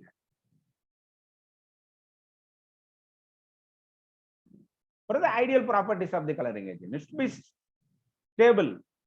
It should be safe. It should be compatible with all other ingredients in the formulation. It should not interfere with any pharmacological effect, and it should not interfere with these means any procedures for finding the assay, or it should not interfere. The coloring agent should not interfere with the assay parameters and all. Okay. And the important things is must be reproducible. That coloring agent will use the reproducible results. So, what are all the selection criteria? How you select the coloring agent for different formulations? On the basis of these properties, physical property and chemical property, and based on the solubility profile, either it belongs to pH dependent solubility, and according to that we can select this coloring agent. Some dyes must be photo stable. Due to light also it should be stable if you are light sensitive. Some coloring agents, see, these are color soluble in water may usually called as dyes. It's suitable, it is suitable. This color soluble in water is suitable for making a clear liquid preparation. Clear liquid preparations like eye drop. These are clear liquids preparations.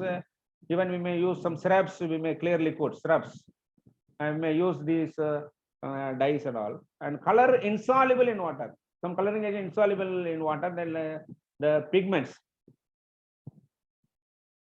Example, beta carotene, indigo carmine, sunset yellow, tartaracetin. These are all the things are used as a coloring agents.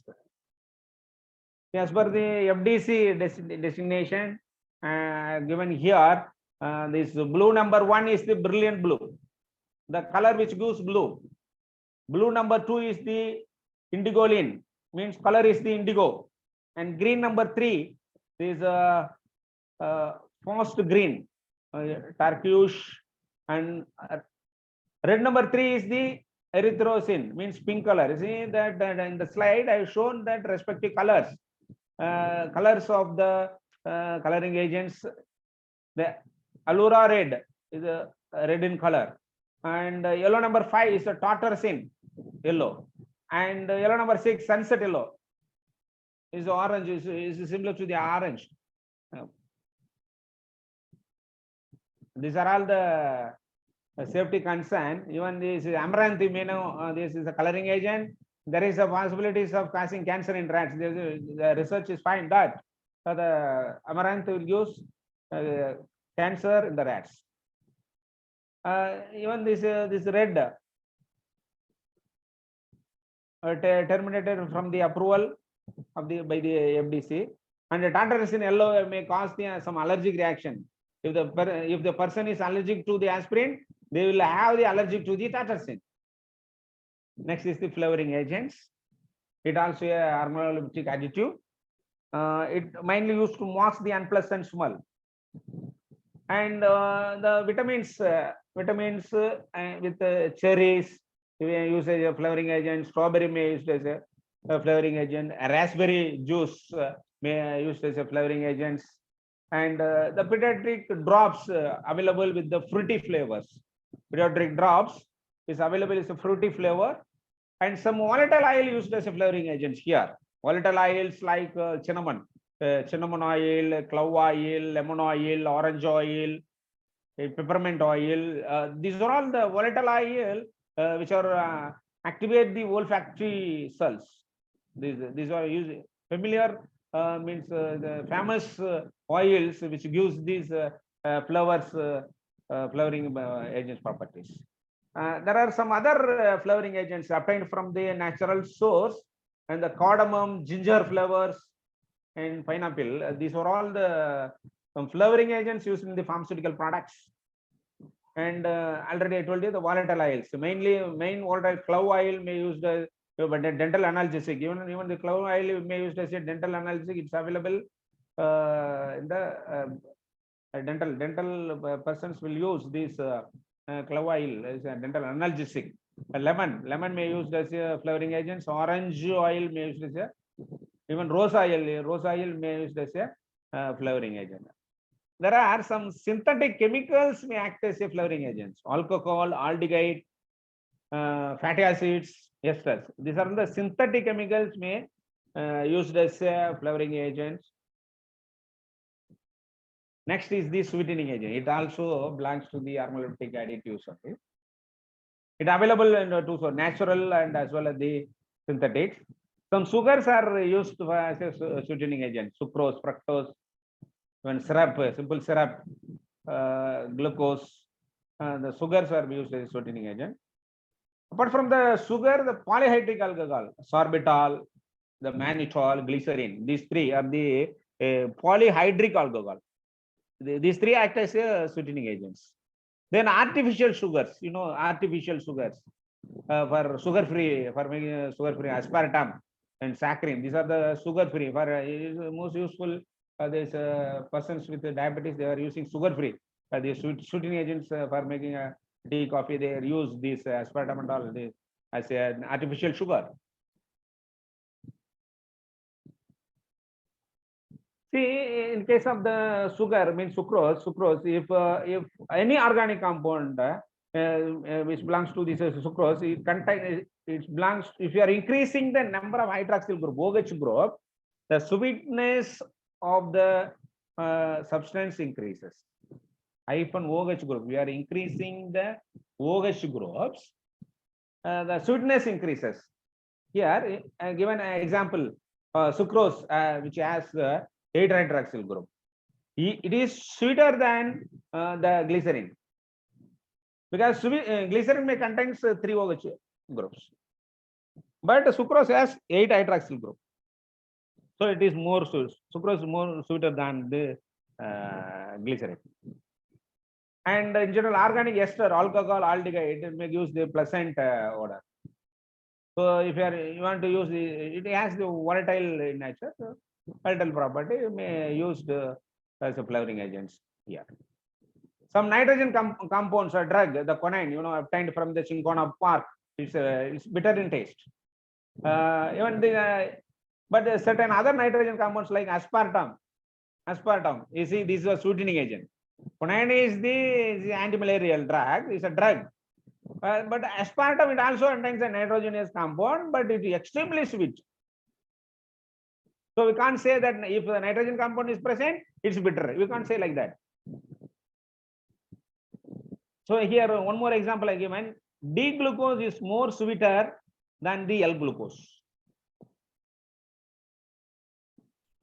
Saccharin is very sweet, but N-methyl saccharin is tasteless. The saccharin is 130 times sweeter than the sucrose, and which is excreted unchanged in urine. See, this is what the tabulation from the Alton Pharmaceutics book. Here the source has been given. The sucrose here is obtained from the sugarcane, and saccharin. See, saccharin is 300 times better than the. And aspartame, next is the aspartame is 180 to 200 times sweeter than the other, than the sucrose and saccharin. These are things you must know. These questions are asked by the GPAT question paper. Next is the diluent. See, diluent are used in the tablet preparations in order to increase the bulkiness of the product. Or to get a desired size of the tablet. We are used as a fillers, means the diluents. These hydrophilic diluents are there, hydrophobic diluents are there. Hydrophilic diluents are sorbitol or lactose. These two are hydrophilic diluents, may increase the penetration of the GI fluids into the capsule, thereby the dispersion is dissolution and occurrence of the dissolution. Even some other diluents in the tablet formulation, dicalcium phosphate, lactose, kaolin, mannitol, sodium chloride. These are diluents. Even for making chewable tablets, the mannitol is used as a diluents. Chewables and mouth dissolving tablets. The mannitol are used as a diluents. These are the schematic representation. How does the hydrophilic diluent increase the dissolution rate?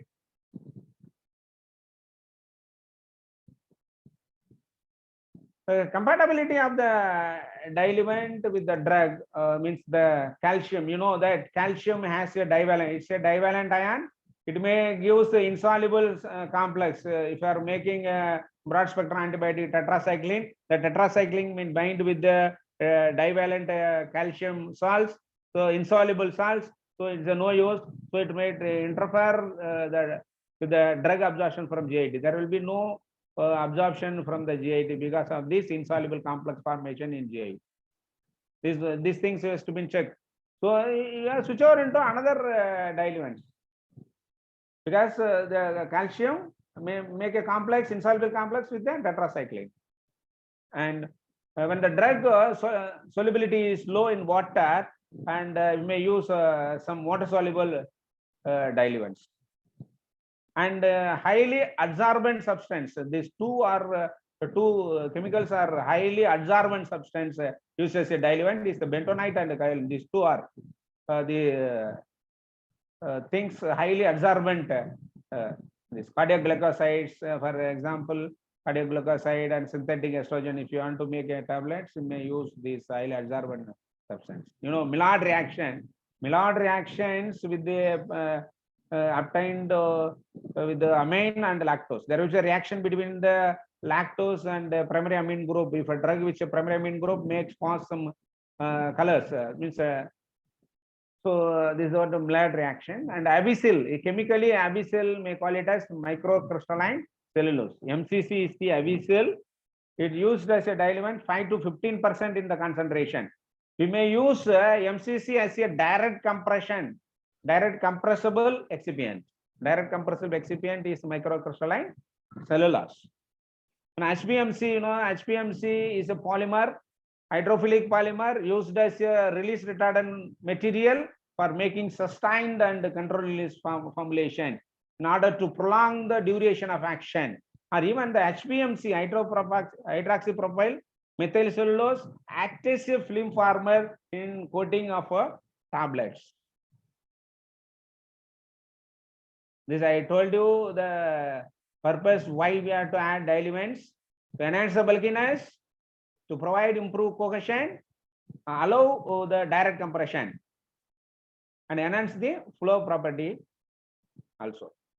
There are the examples of the diluents or fillers: calcium phosphate in the range of 10 to 15%. Starch we may use the range 5 to 10%, and the calcium sulfate as we say diluent 5 to 10%. MCC are up to 15% may use it. Next is the lactose is used as a diluent. Lactose is most widely used diluent. Its the solubility is water soluble, but lactose is available two form. One is hydrase and another one is anhydrous form. Hydrase form used for wet granulation. Anhydrous, if you use anhydrous lactose, there is it shows the fast disintegration, and there may be no defects like no sticking and capping properties. See, I already told you Maillard reaction.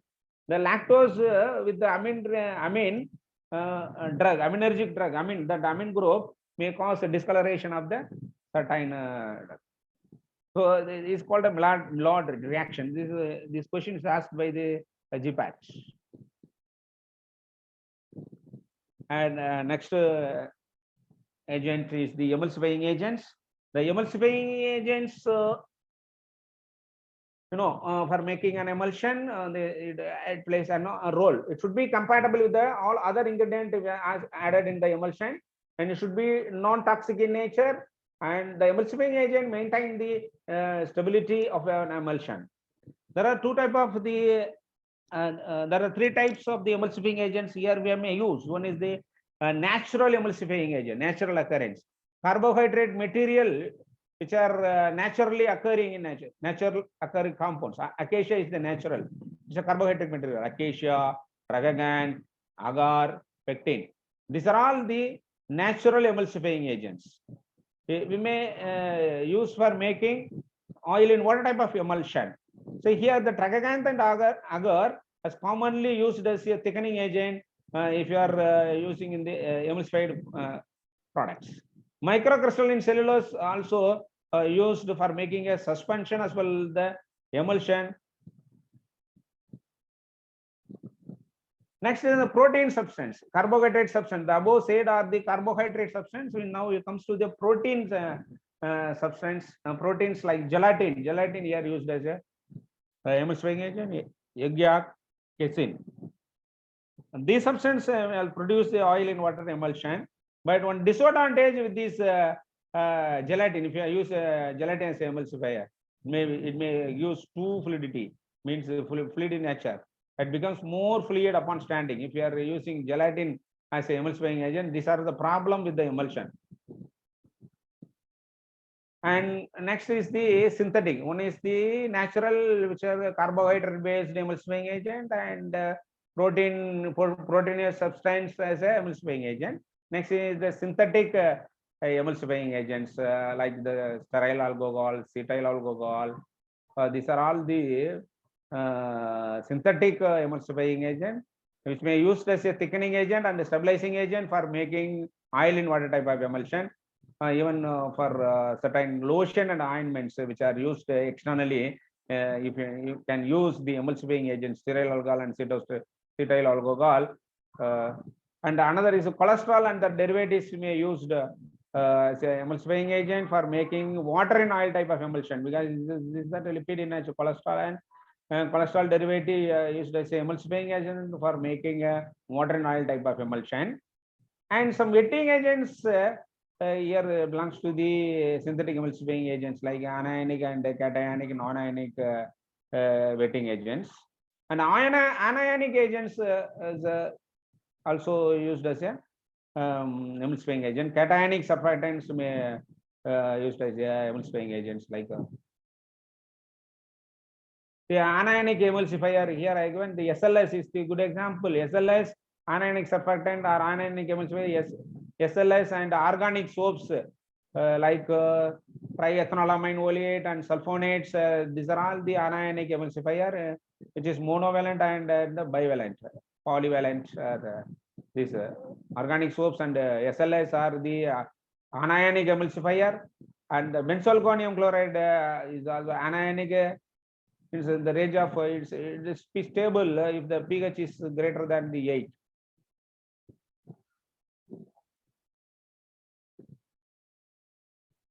Third is the finely divided solid particles. Colloidal clays like the bentonite. Bentonite is chemically aluminum silicate. And the chemical name they may ask you sometimes of the excipients. Bentonite is aluminum silicate, and we may call it as magnesium aluminum silicate. This is the difference between the bentonite and vegan. Chemically, there is a difference. And these compounds, these finely divided solids may act as a good emulsifying agent. It get absorbed on the interface, and the viscosity may increase.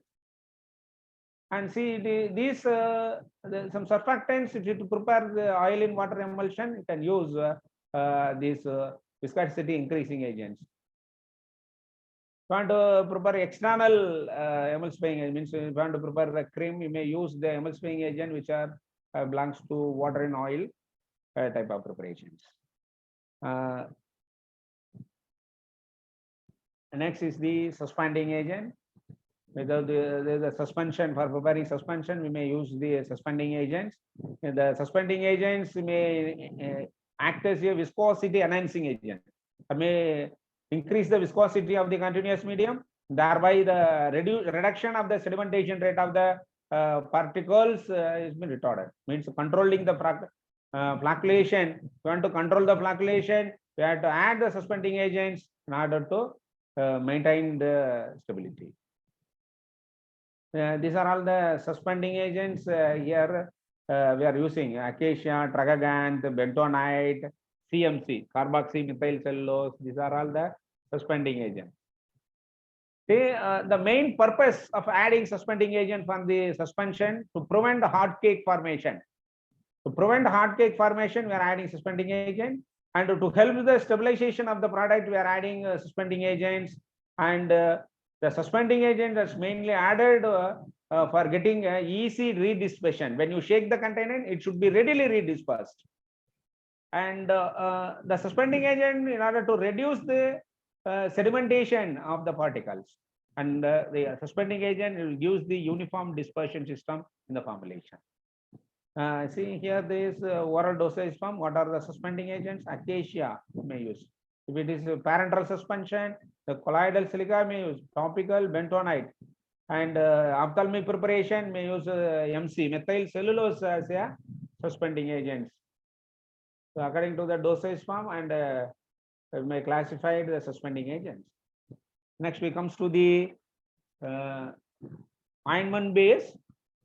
Ointment base are four. One is oil base and absorption base, and third one is water removal base. Fourth one is water soluble base. These are the four ointment bases. Collagenous base are also called it as hydrocarbon base. Means act as a emollient effect. It may use the emollient. Example, petrolactam and white petrolactam, white ointment, yellow ointment base. These are all the oil base, hydrocarbon base, ointment base. The petrolactam, this is a semi-solid hydrocarbon obtained from petrolactam. It colors is varying yellow to light amber, light color, yellowish to amber, the color. It melts. Petrolactam melt in between range of 38 and 60 degrees C. Petrolactam is called this petroleum jelly. We call it petroleum jelly.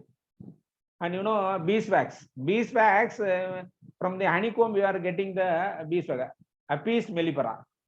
The beeswax, yellow beeswax is the purified wax. It's obtained from the melting. If you are melting that wax, you will be getting these beeswax. Adding the petrol until to get a uniform. After cooling or stirring, you will be congealed there.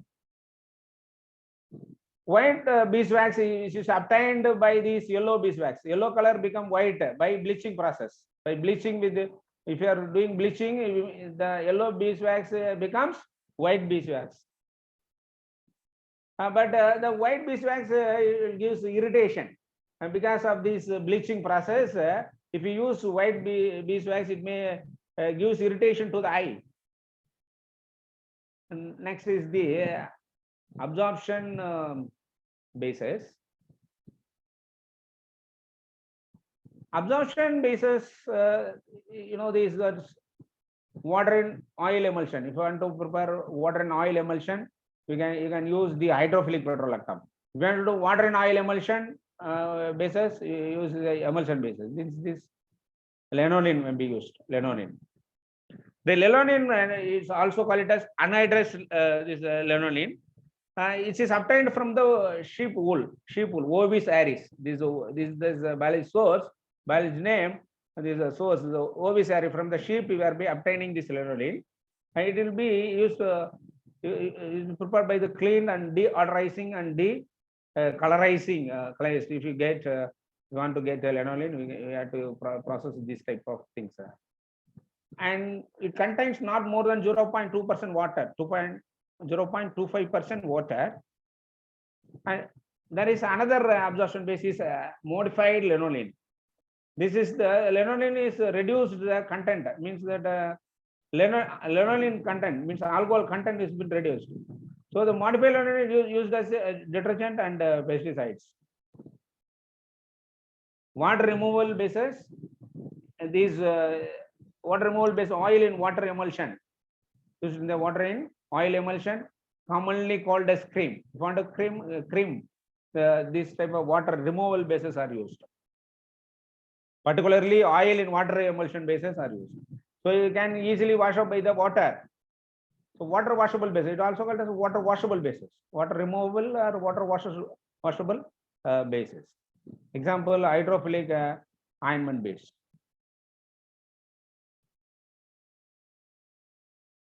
Water soluble bases, it do not contain oil components. Water soluble bases, it does not contain oil components, but it contains water washable. It is a greaseless. Water soluble bases is a greaseless ointment base. Greaseless ointment base, and which are this example polyethylene glycol, PEG. PEG is the water soluble basis. You may call it as macrogol. PEG is the polymer of ethylene oxide, and this is the formula. N represents the average number of oxyethylene group. This small n represents oxyethylene group. If you use PEG, it's available in the various grades. See this based on this molecular weight, the PEGs are being classified. PEG is 600. It is clear and colorless. This is the competitive exams. They may ask you the question. PEG is, if it's a molecular weight below the 600, it look like a clear and colorless liquid. But if the molecular weight is 1000, it's look like a wax material, white waxy material. If the molecular weight is in between of 600 and 1000, between of 600 and 1000, and this, the viscosity is more. The viscosity is more. These things you must keep in mind. 600 and 1000. 600, if it is 600, clear, colorless liquid. If it is 1000, it look like a wax material. In between of 600 and 1000, it is highly viscosity grades. These are viscosity grades. If it more than that, it will be a solid material, so like a solid. So liquid or then semi-solids possibility is there, then solid. So based on the molecular weight of the PEG, the name are being given, PEG 600, PEG 1000, likewise. Next we comes to the solvents. We are using solvents for making a different type of dosage forms, even for solution, for dissolving the solute, for making a solution, aqueous solution, water we are mostly used as a solvent for the preparations. Some oil means organic materials, organic solvents may use for elixirs, water alcohol, this is organic post-solvency principle, and water glycerines. These are all the solvents were used for making preparation solutions. And sterile solvents for injectable preparations, we may use water for injection, sterile water for injection. So these are solvents were being used. This is the list of the solvents were used in the pharmaceutical preparations. Whereas water for injection, here water for injection, it should be prepared by the distillation or RO process, reverse osmosis process. We can prepare this water for injection. In the solid content, not more than 1 mg per 100 ml. This was the competitive exam question. Not more than 1 mg per 100 ml. It is not required to be sterile. It must be pyrogen free.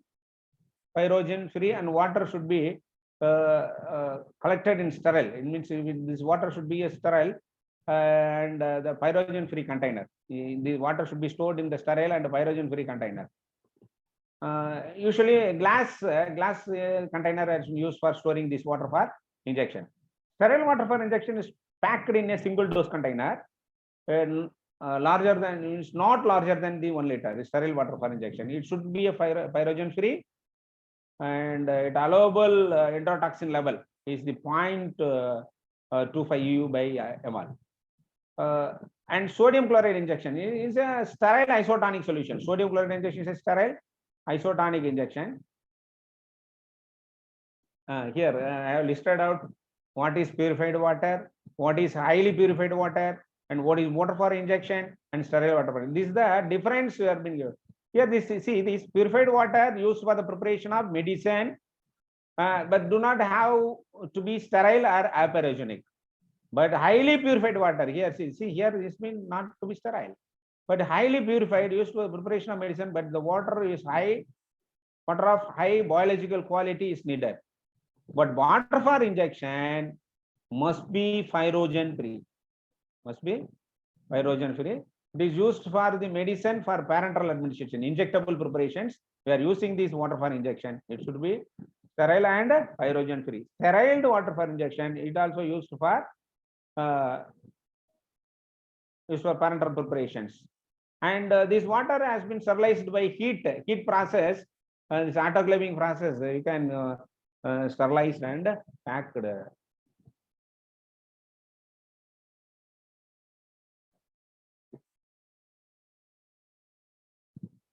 The non-aqueous solvents used in the parenteral preparations.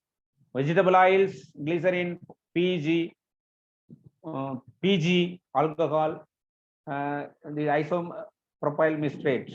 These are all the solvents, none of the solvents were used as in the injectable preparation. Most commonly used fixed oil in injections are corn oil, cottonseed oil, peanut oil, sesame oil. These are all the fixed oil used for parenteral preparations. Here, the ethanol is most common organic solvent in the pharmaceutical products, particularly solution, and may also used as oral preparation, elixirs, and some topical preparations may used as a penetration enhancer, and some parenteral preparation may used for. The propylene glycol, it contains 2 hydroxyl group, so it also used as a co-solvent. And glycerol, it contains 3 hydroxyl group, but I already told you it has some sweetness, you know. That it is used as a solvent, and PEG in the macrogol that I told you. Next, it comes to the disintegrating agent. Disintegrating agent used in the tablet formulations to break up into tablet into smaller particles. This is what how this is the mechanism of disintegrating agent, how it gets swellings. Normal tablet, and after exposure into J fluids, and it gets swelling properties, and wicking and swelling properties. How these mechanisms, this wicking, this water is pulled into the pores by the disintegrant. Water will taken up by the disintegrant and reduce the physical bonding in this first wicking diagram. And swelling, particles get swells, break up the matrix, the deformations. Particles swells to pre-compression, break up into the matrix. Here, this is what the repulsion, deformations occurs. Originality of the shapes, deformation. This is the list of disintegrant and with their concentration. If you may know that starch may used as a disintegrant, starch may used as a diluent, starch may used as a some of this has various property according to the concentration. If you are using the starch will act accordingly. The starch, if you are using 5 to 10%, may used as a diluent. Abyssal 101, 102, this is MCC in the range of 10 to 20%. So these are all the list of disintegrants. Next is the surfactant. Surfactants are surface active agents which contains both polar and non-polar moieties, which is used in the preparations to reduce the surface and interfacial properties. The surfactant may be used as a wetting agent, emulsifying agents, solubilizing agents. See, already I told you this amphiphil molecule, surfactant are amphiphilic in nature. It contains both polar and non-polar part. Polar head, we used to say polar head. Head part is hydrophilic in nature. In the circle, you here in the diagram, you see that this is what hydrophilic polar. And tail portion are hydrophobic in nature. Tail portion are hydrophobic in nature. This is what you must understand. According to the HLB value, some surfactants are being classified.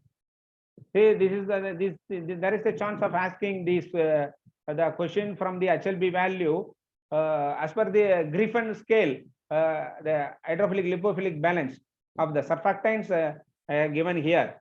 For example, one question, the sodium HLB value of surfactant SLS is 40.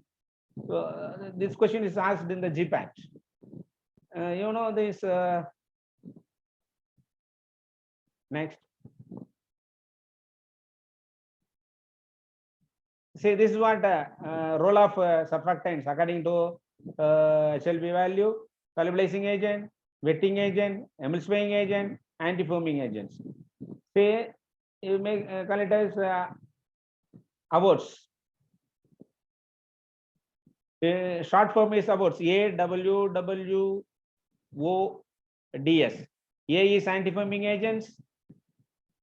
W is W by O emulsifying agents, wetting agents, and oil in water emulsifying agent, detergents, solubilizing agent. Likewise, in the next slide, you may come to know that. See, this is what if antifoaming awards. I told you A, the antifoaming agent. W in water, this oil in water, water in oil emulsifying agent. AW.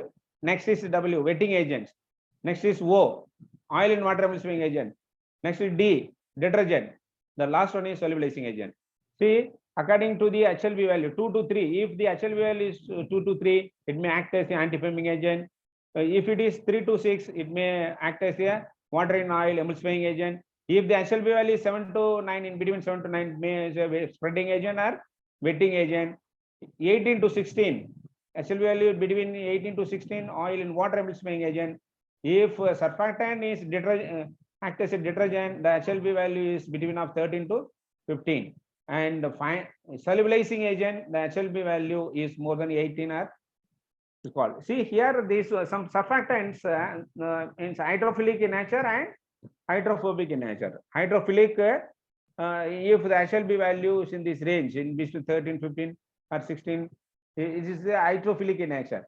If the HLB value is low, it is what the lipophilic in nature. Lipophilic, oil soluble nature. If HLB value less, lipophilic in nature. If HLB value is more than 16, is called as hydrophilic in nature. In between of the 6 and 19, it's a water dispersible one. This is what surfactants according to the HLB. They are given cationic, anionic, cationic, non-ionic, and deuterionic surfactants. Cationic cetrimide, anionic, SLS is a good example. Even, and non-ionic, also there deuterionic, lecithin is the deuterionic. Here lecithin is used as a suppository base, which reduces brittleness of the suppository. For the reason you are adding this lecithin. The oleic acid here used as a percutaneous absorption enhancer, means penetration enhancer in the transdermal drug delivery system. Even for the semisolid preparation, we may use oleic acid. By the disruption of stratum corneum, the drug may allowed to get diffused. Example, ketoconazole have been used. Lubricants, the lubricants, magnesium stearate used in the range of 0.25 and 5%. Many stearate used as a lubricant. It's a good lubricant. These are lubricant and glidants. Glidant also promote flow characters. Glidant are used for improving flow character. Lubricant also does the same. The stearic acid and the derivatives, even starch, corn starch we are used as in glidant. Talc, 5% talc we are used as a glidant. Colloidal silicon dioxide, CAB-O-Sil. It's called as colloidal silicon dioxide. CAB-O-Sil is it's also a question from community exam. Aerosil, colloidal silicon dioxide. These are all used as a glidant. These are the glidant which have been discussed now. Colloidal silicon dioxide also used as a glidant. Now it comes to the suppository bases. Suppository bases, even the pessaries, vaginal suppository is simply called as the pessaries. Here we are using some bases. It melts in the body temperature. This is ideal characters. It's solidified quickly after melting. Solidified quickly after melting. When it is exposed to body, it get melted. And it should be molded easily, removed easily from the mold, and stable. It should be non-toxic, non-irritant.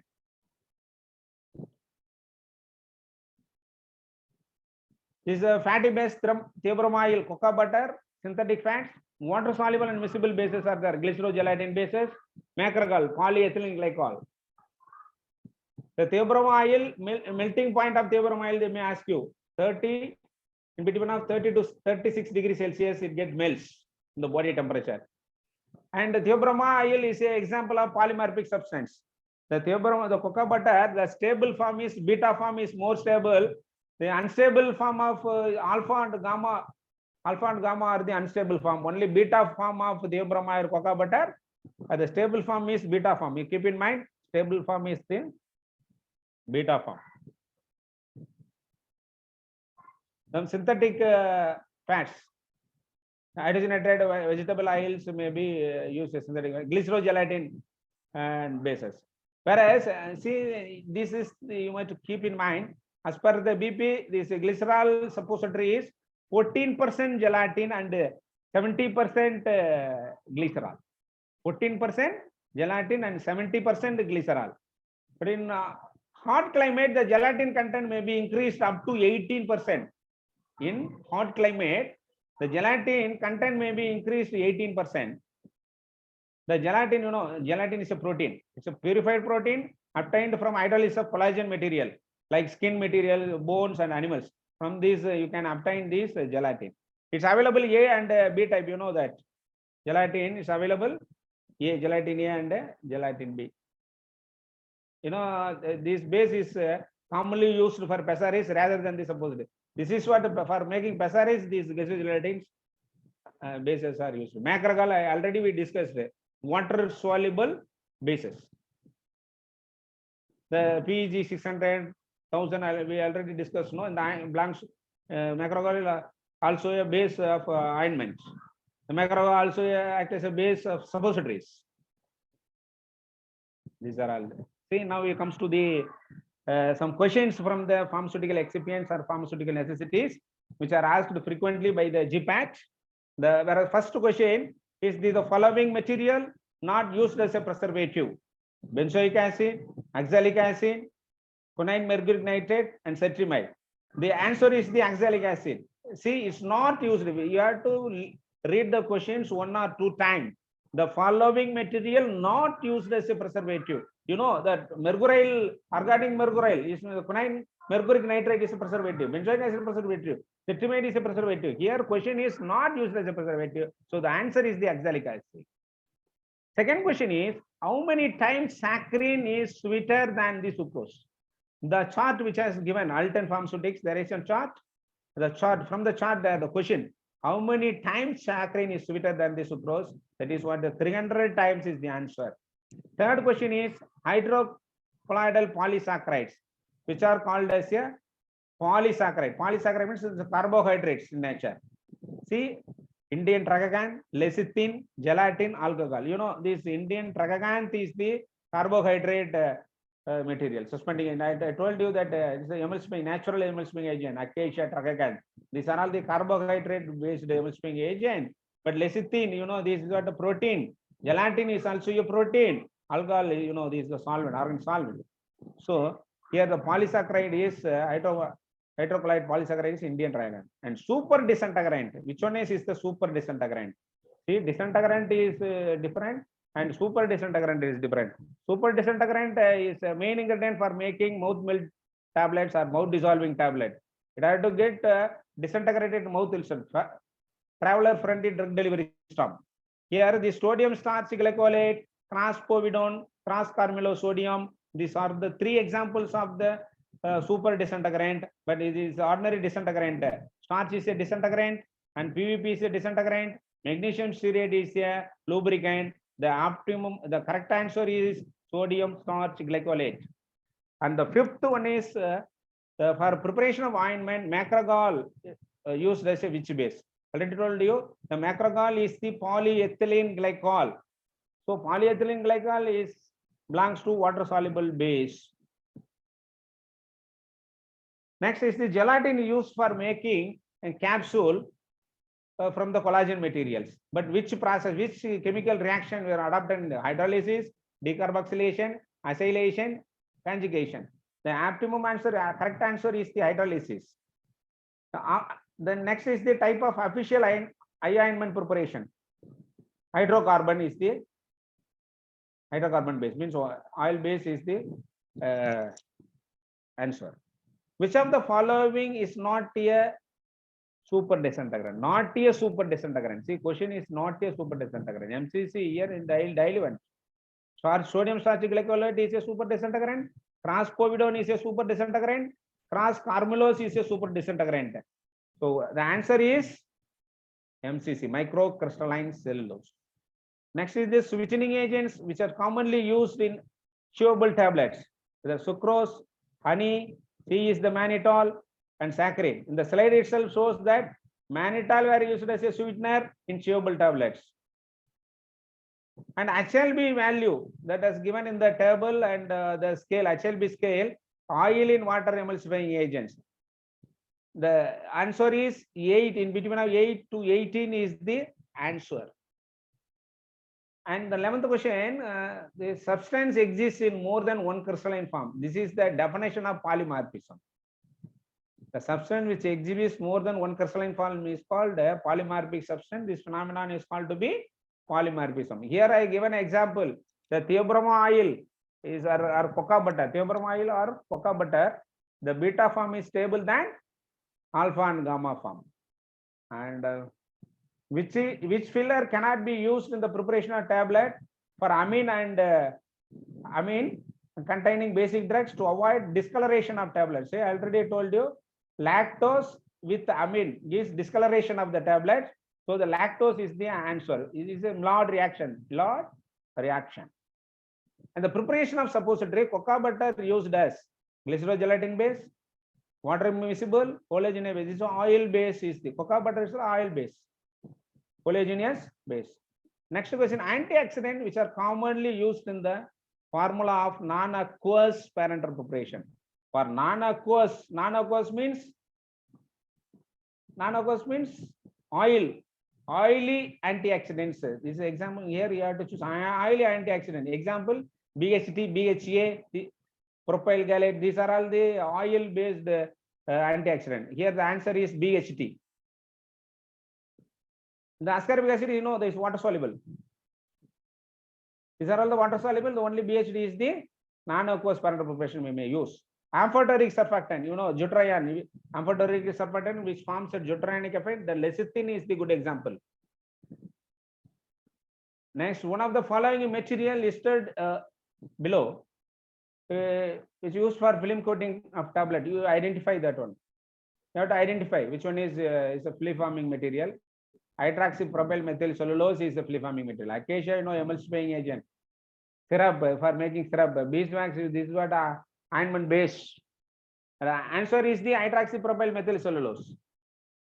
HLB system is used to classify. HLB system only for the surfactant. Answer is the A.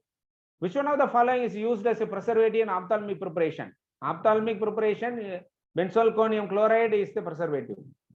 9th is rancidity of the fat is due to this rancidity of this auto-oxidation of the oil. Auto-oxidation, if the oil undergoes auto-oxidation, is the process of rancidity, and the oxidation is the chemical reaction, thereby the fat is becomes a rancidity. Last question, gelatin is obtained from a material collagen. Collagen, you know, the collagen skin part, bones. From there we are collecting the gelatin by the hydrolysis reaction. The answer is the collagen. These are the reference book I have collected information. I prepared slide from this Alton Pharmaceutics, Remington Pharmaceutics, Ansel Pharmaceutics, and the Handbook of Pharmaceutical Excipients. So these are all the books I collected, the materials. Thank you, one and all. Thank you, sir. Thank you, sir. Thank you so much for your wonderful session, sir. Thank you very much. Thank you, Doctor. Thank you very much. I thank you, IPGA, Yes, sir. Tamil Nadu branch, and MMC, Yeah. Pharma Alumni Association, particularly Meenakshi Madam, Thank you, sir. sir, Yeah. and Kannan sir. Yeah. Thank you, one and all, for giving me an opportunity to give a session. Thank you very much. Thank you, one and all. Thanks, sir. Thank you very much, sir. We wish you have many more years also to help us, sir. Thank you very much, sir. Yes, madam. Sure. Thanks, sir. Thank you. Thank you, sir. Thank you.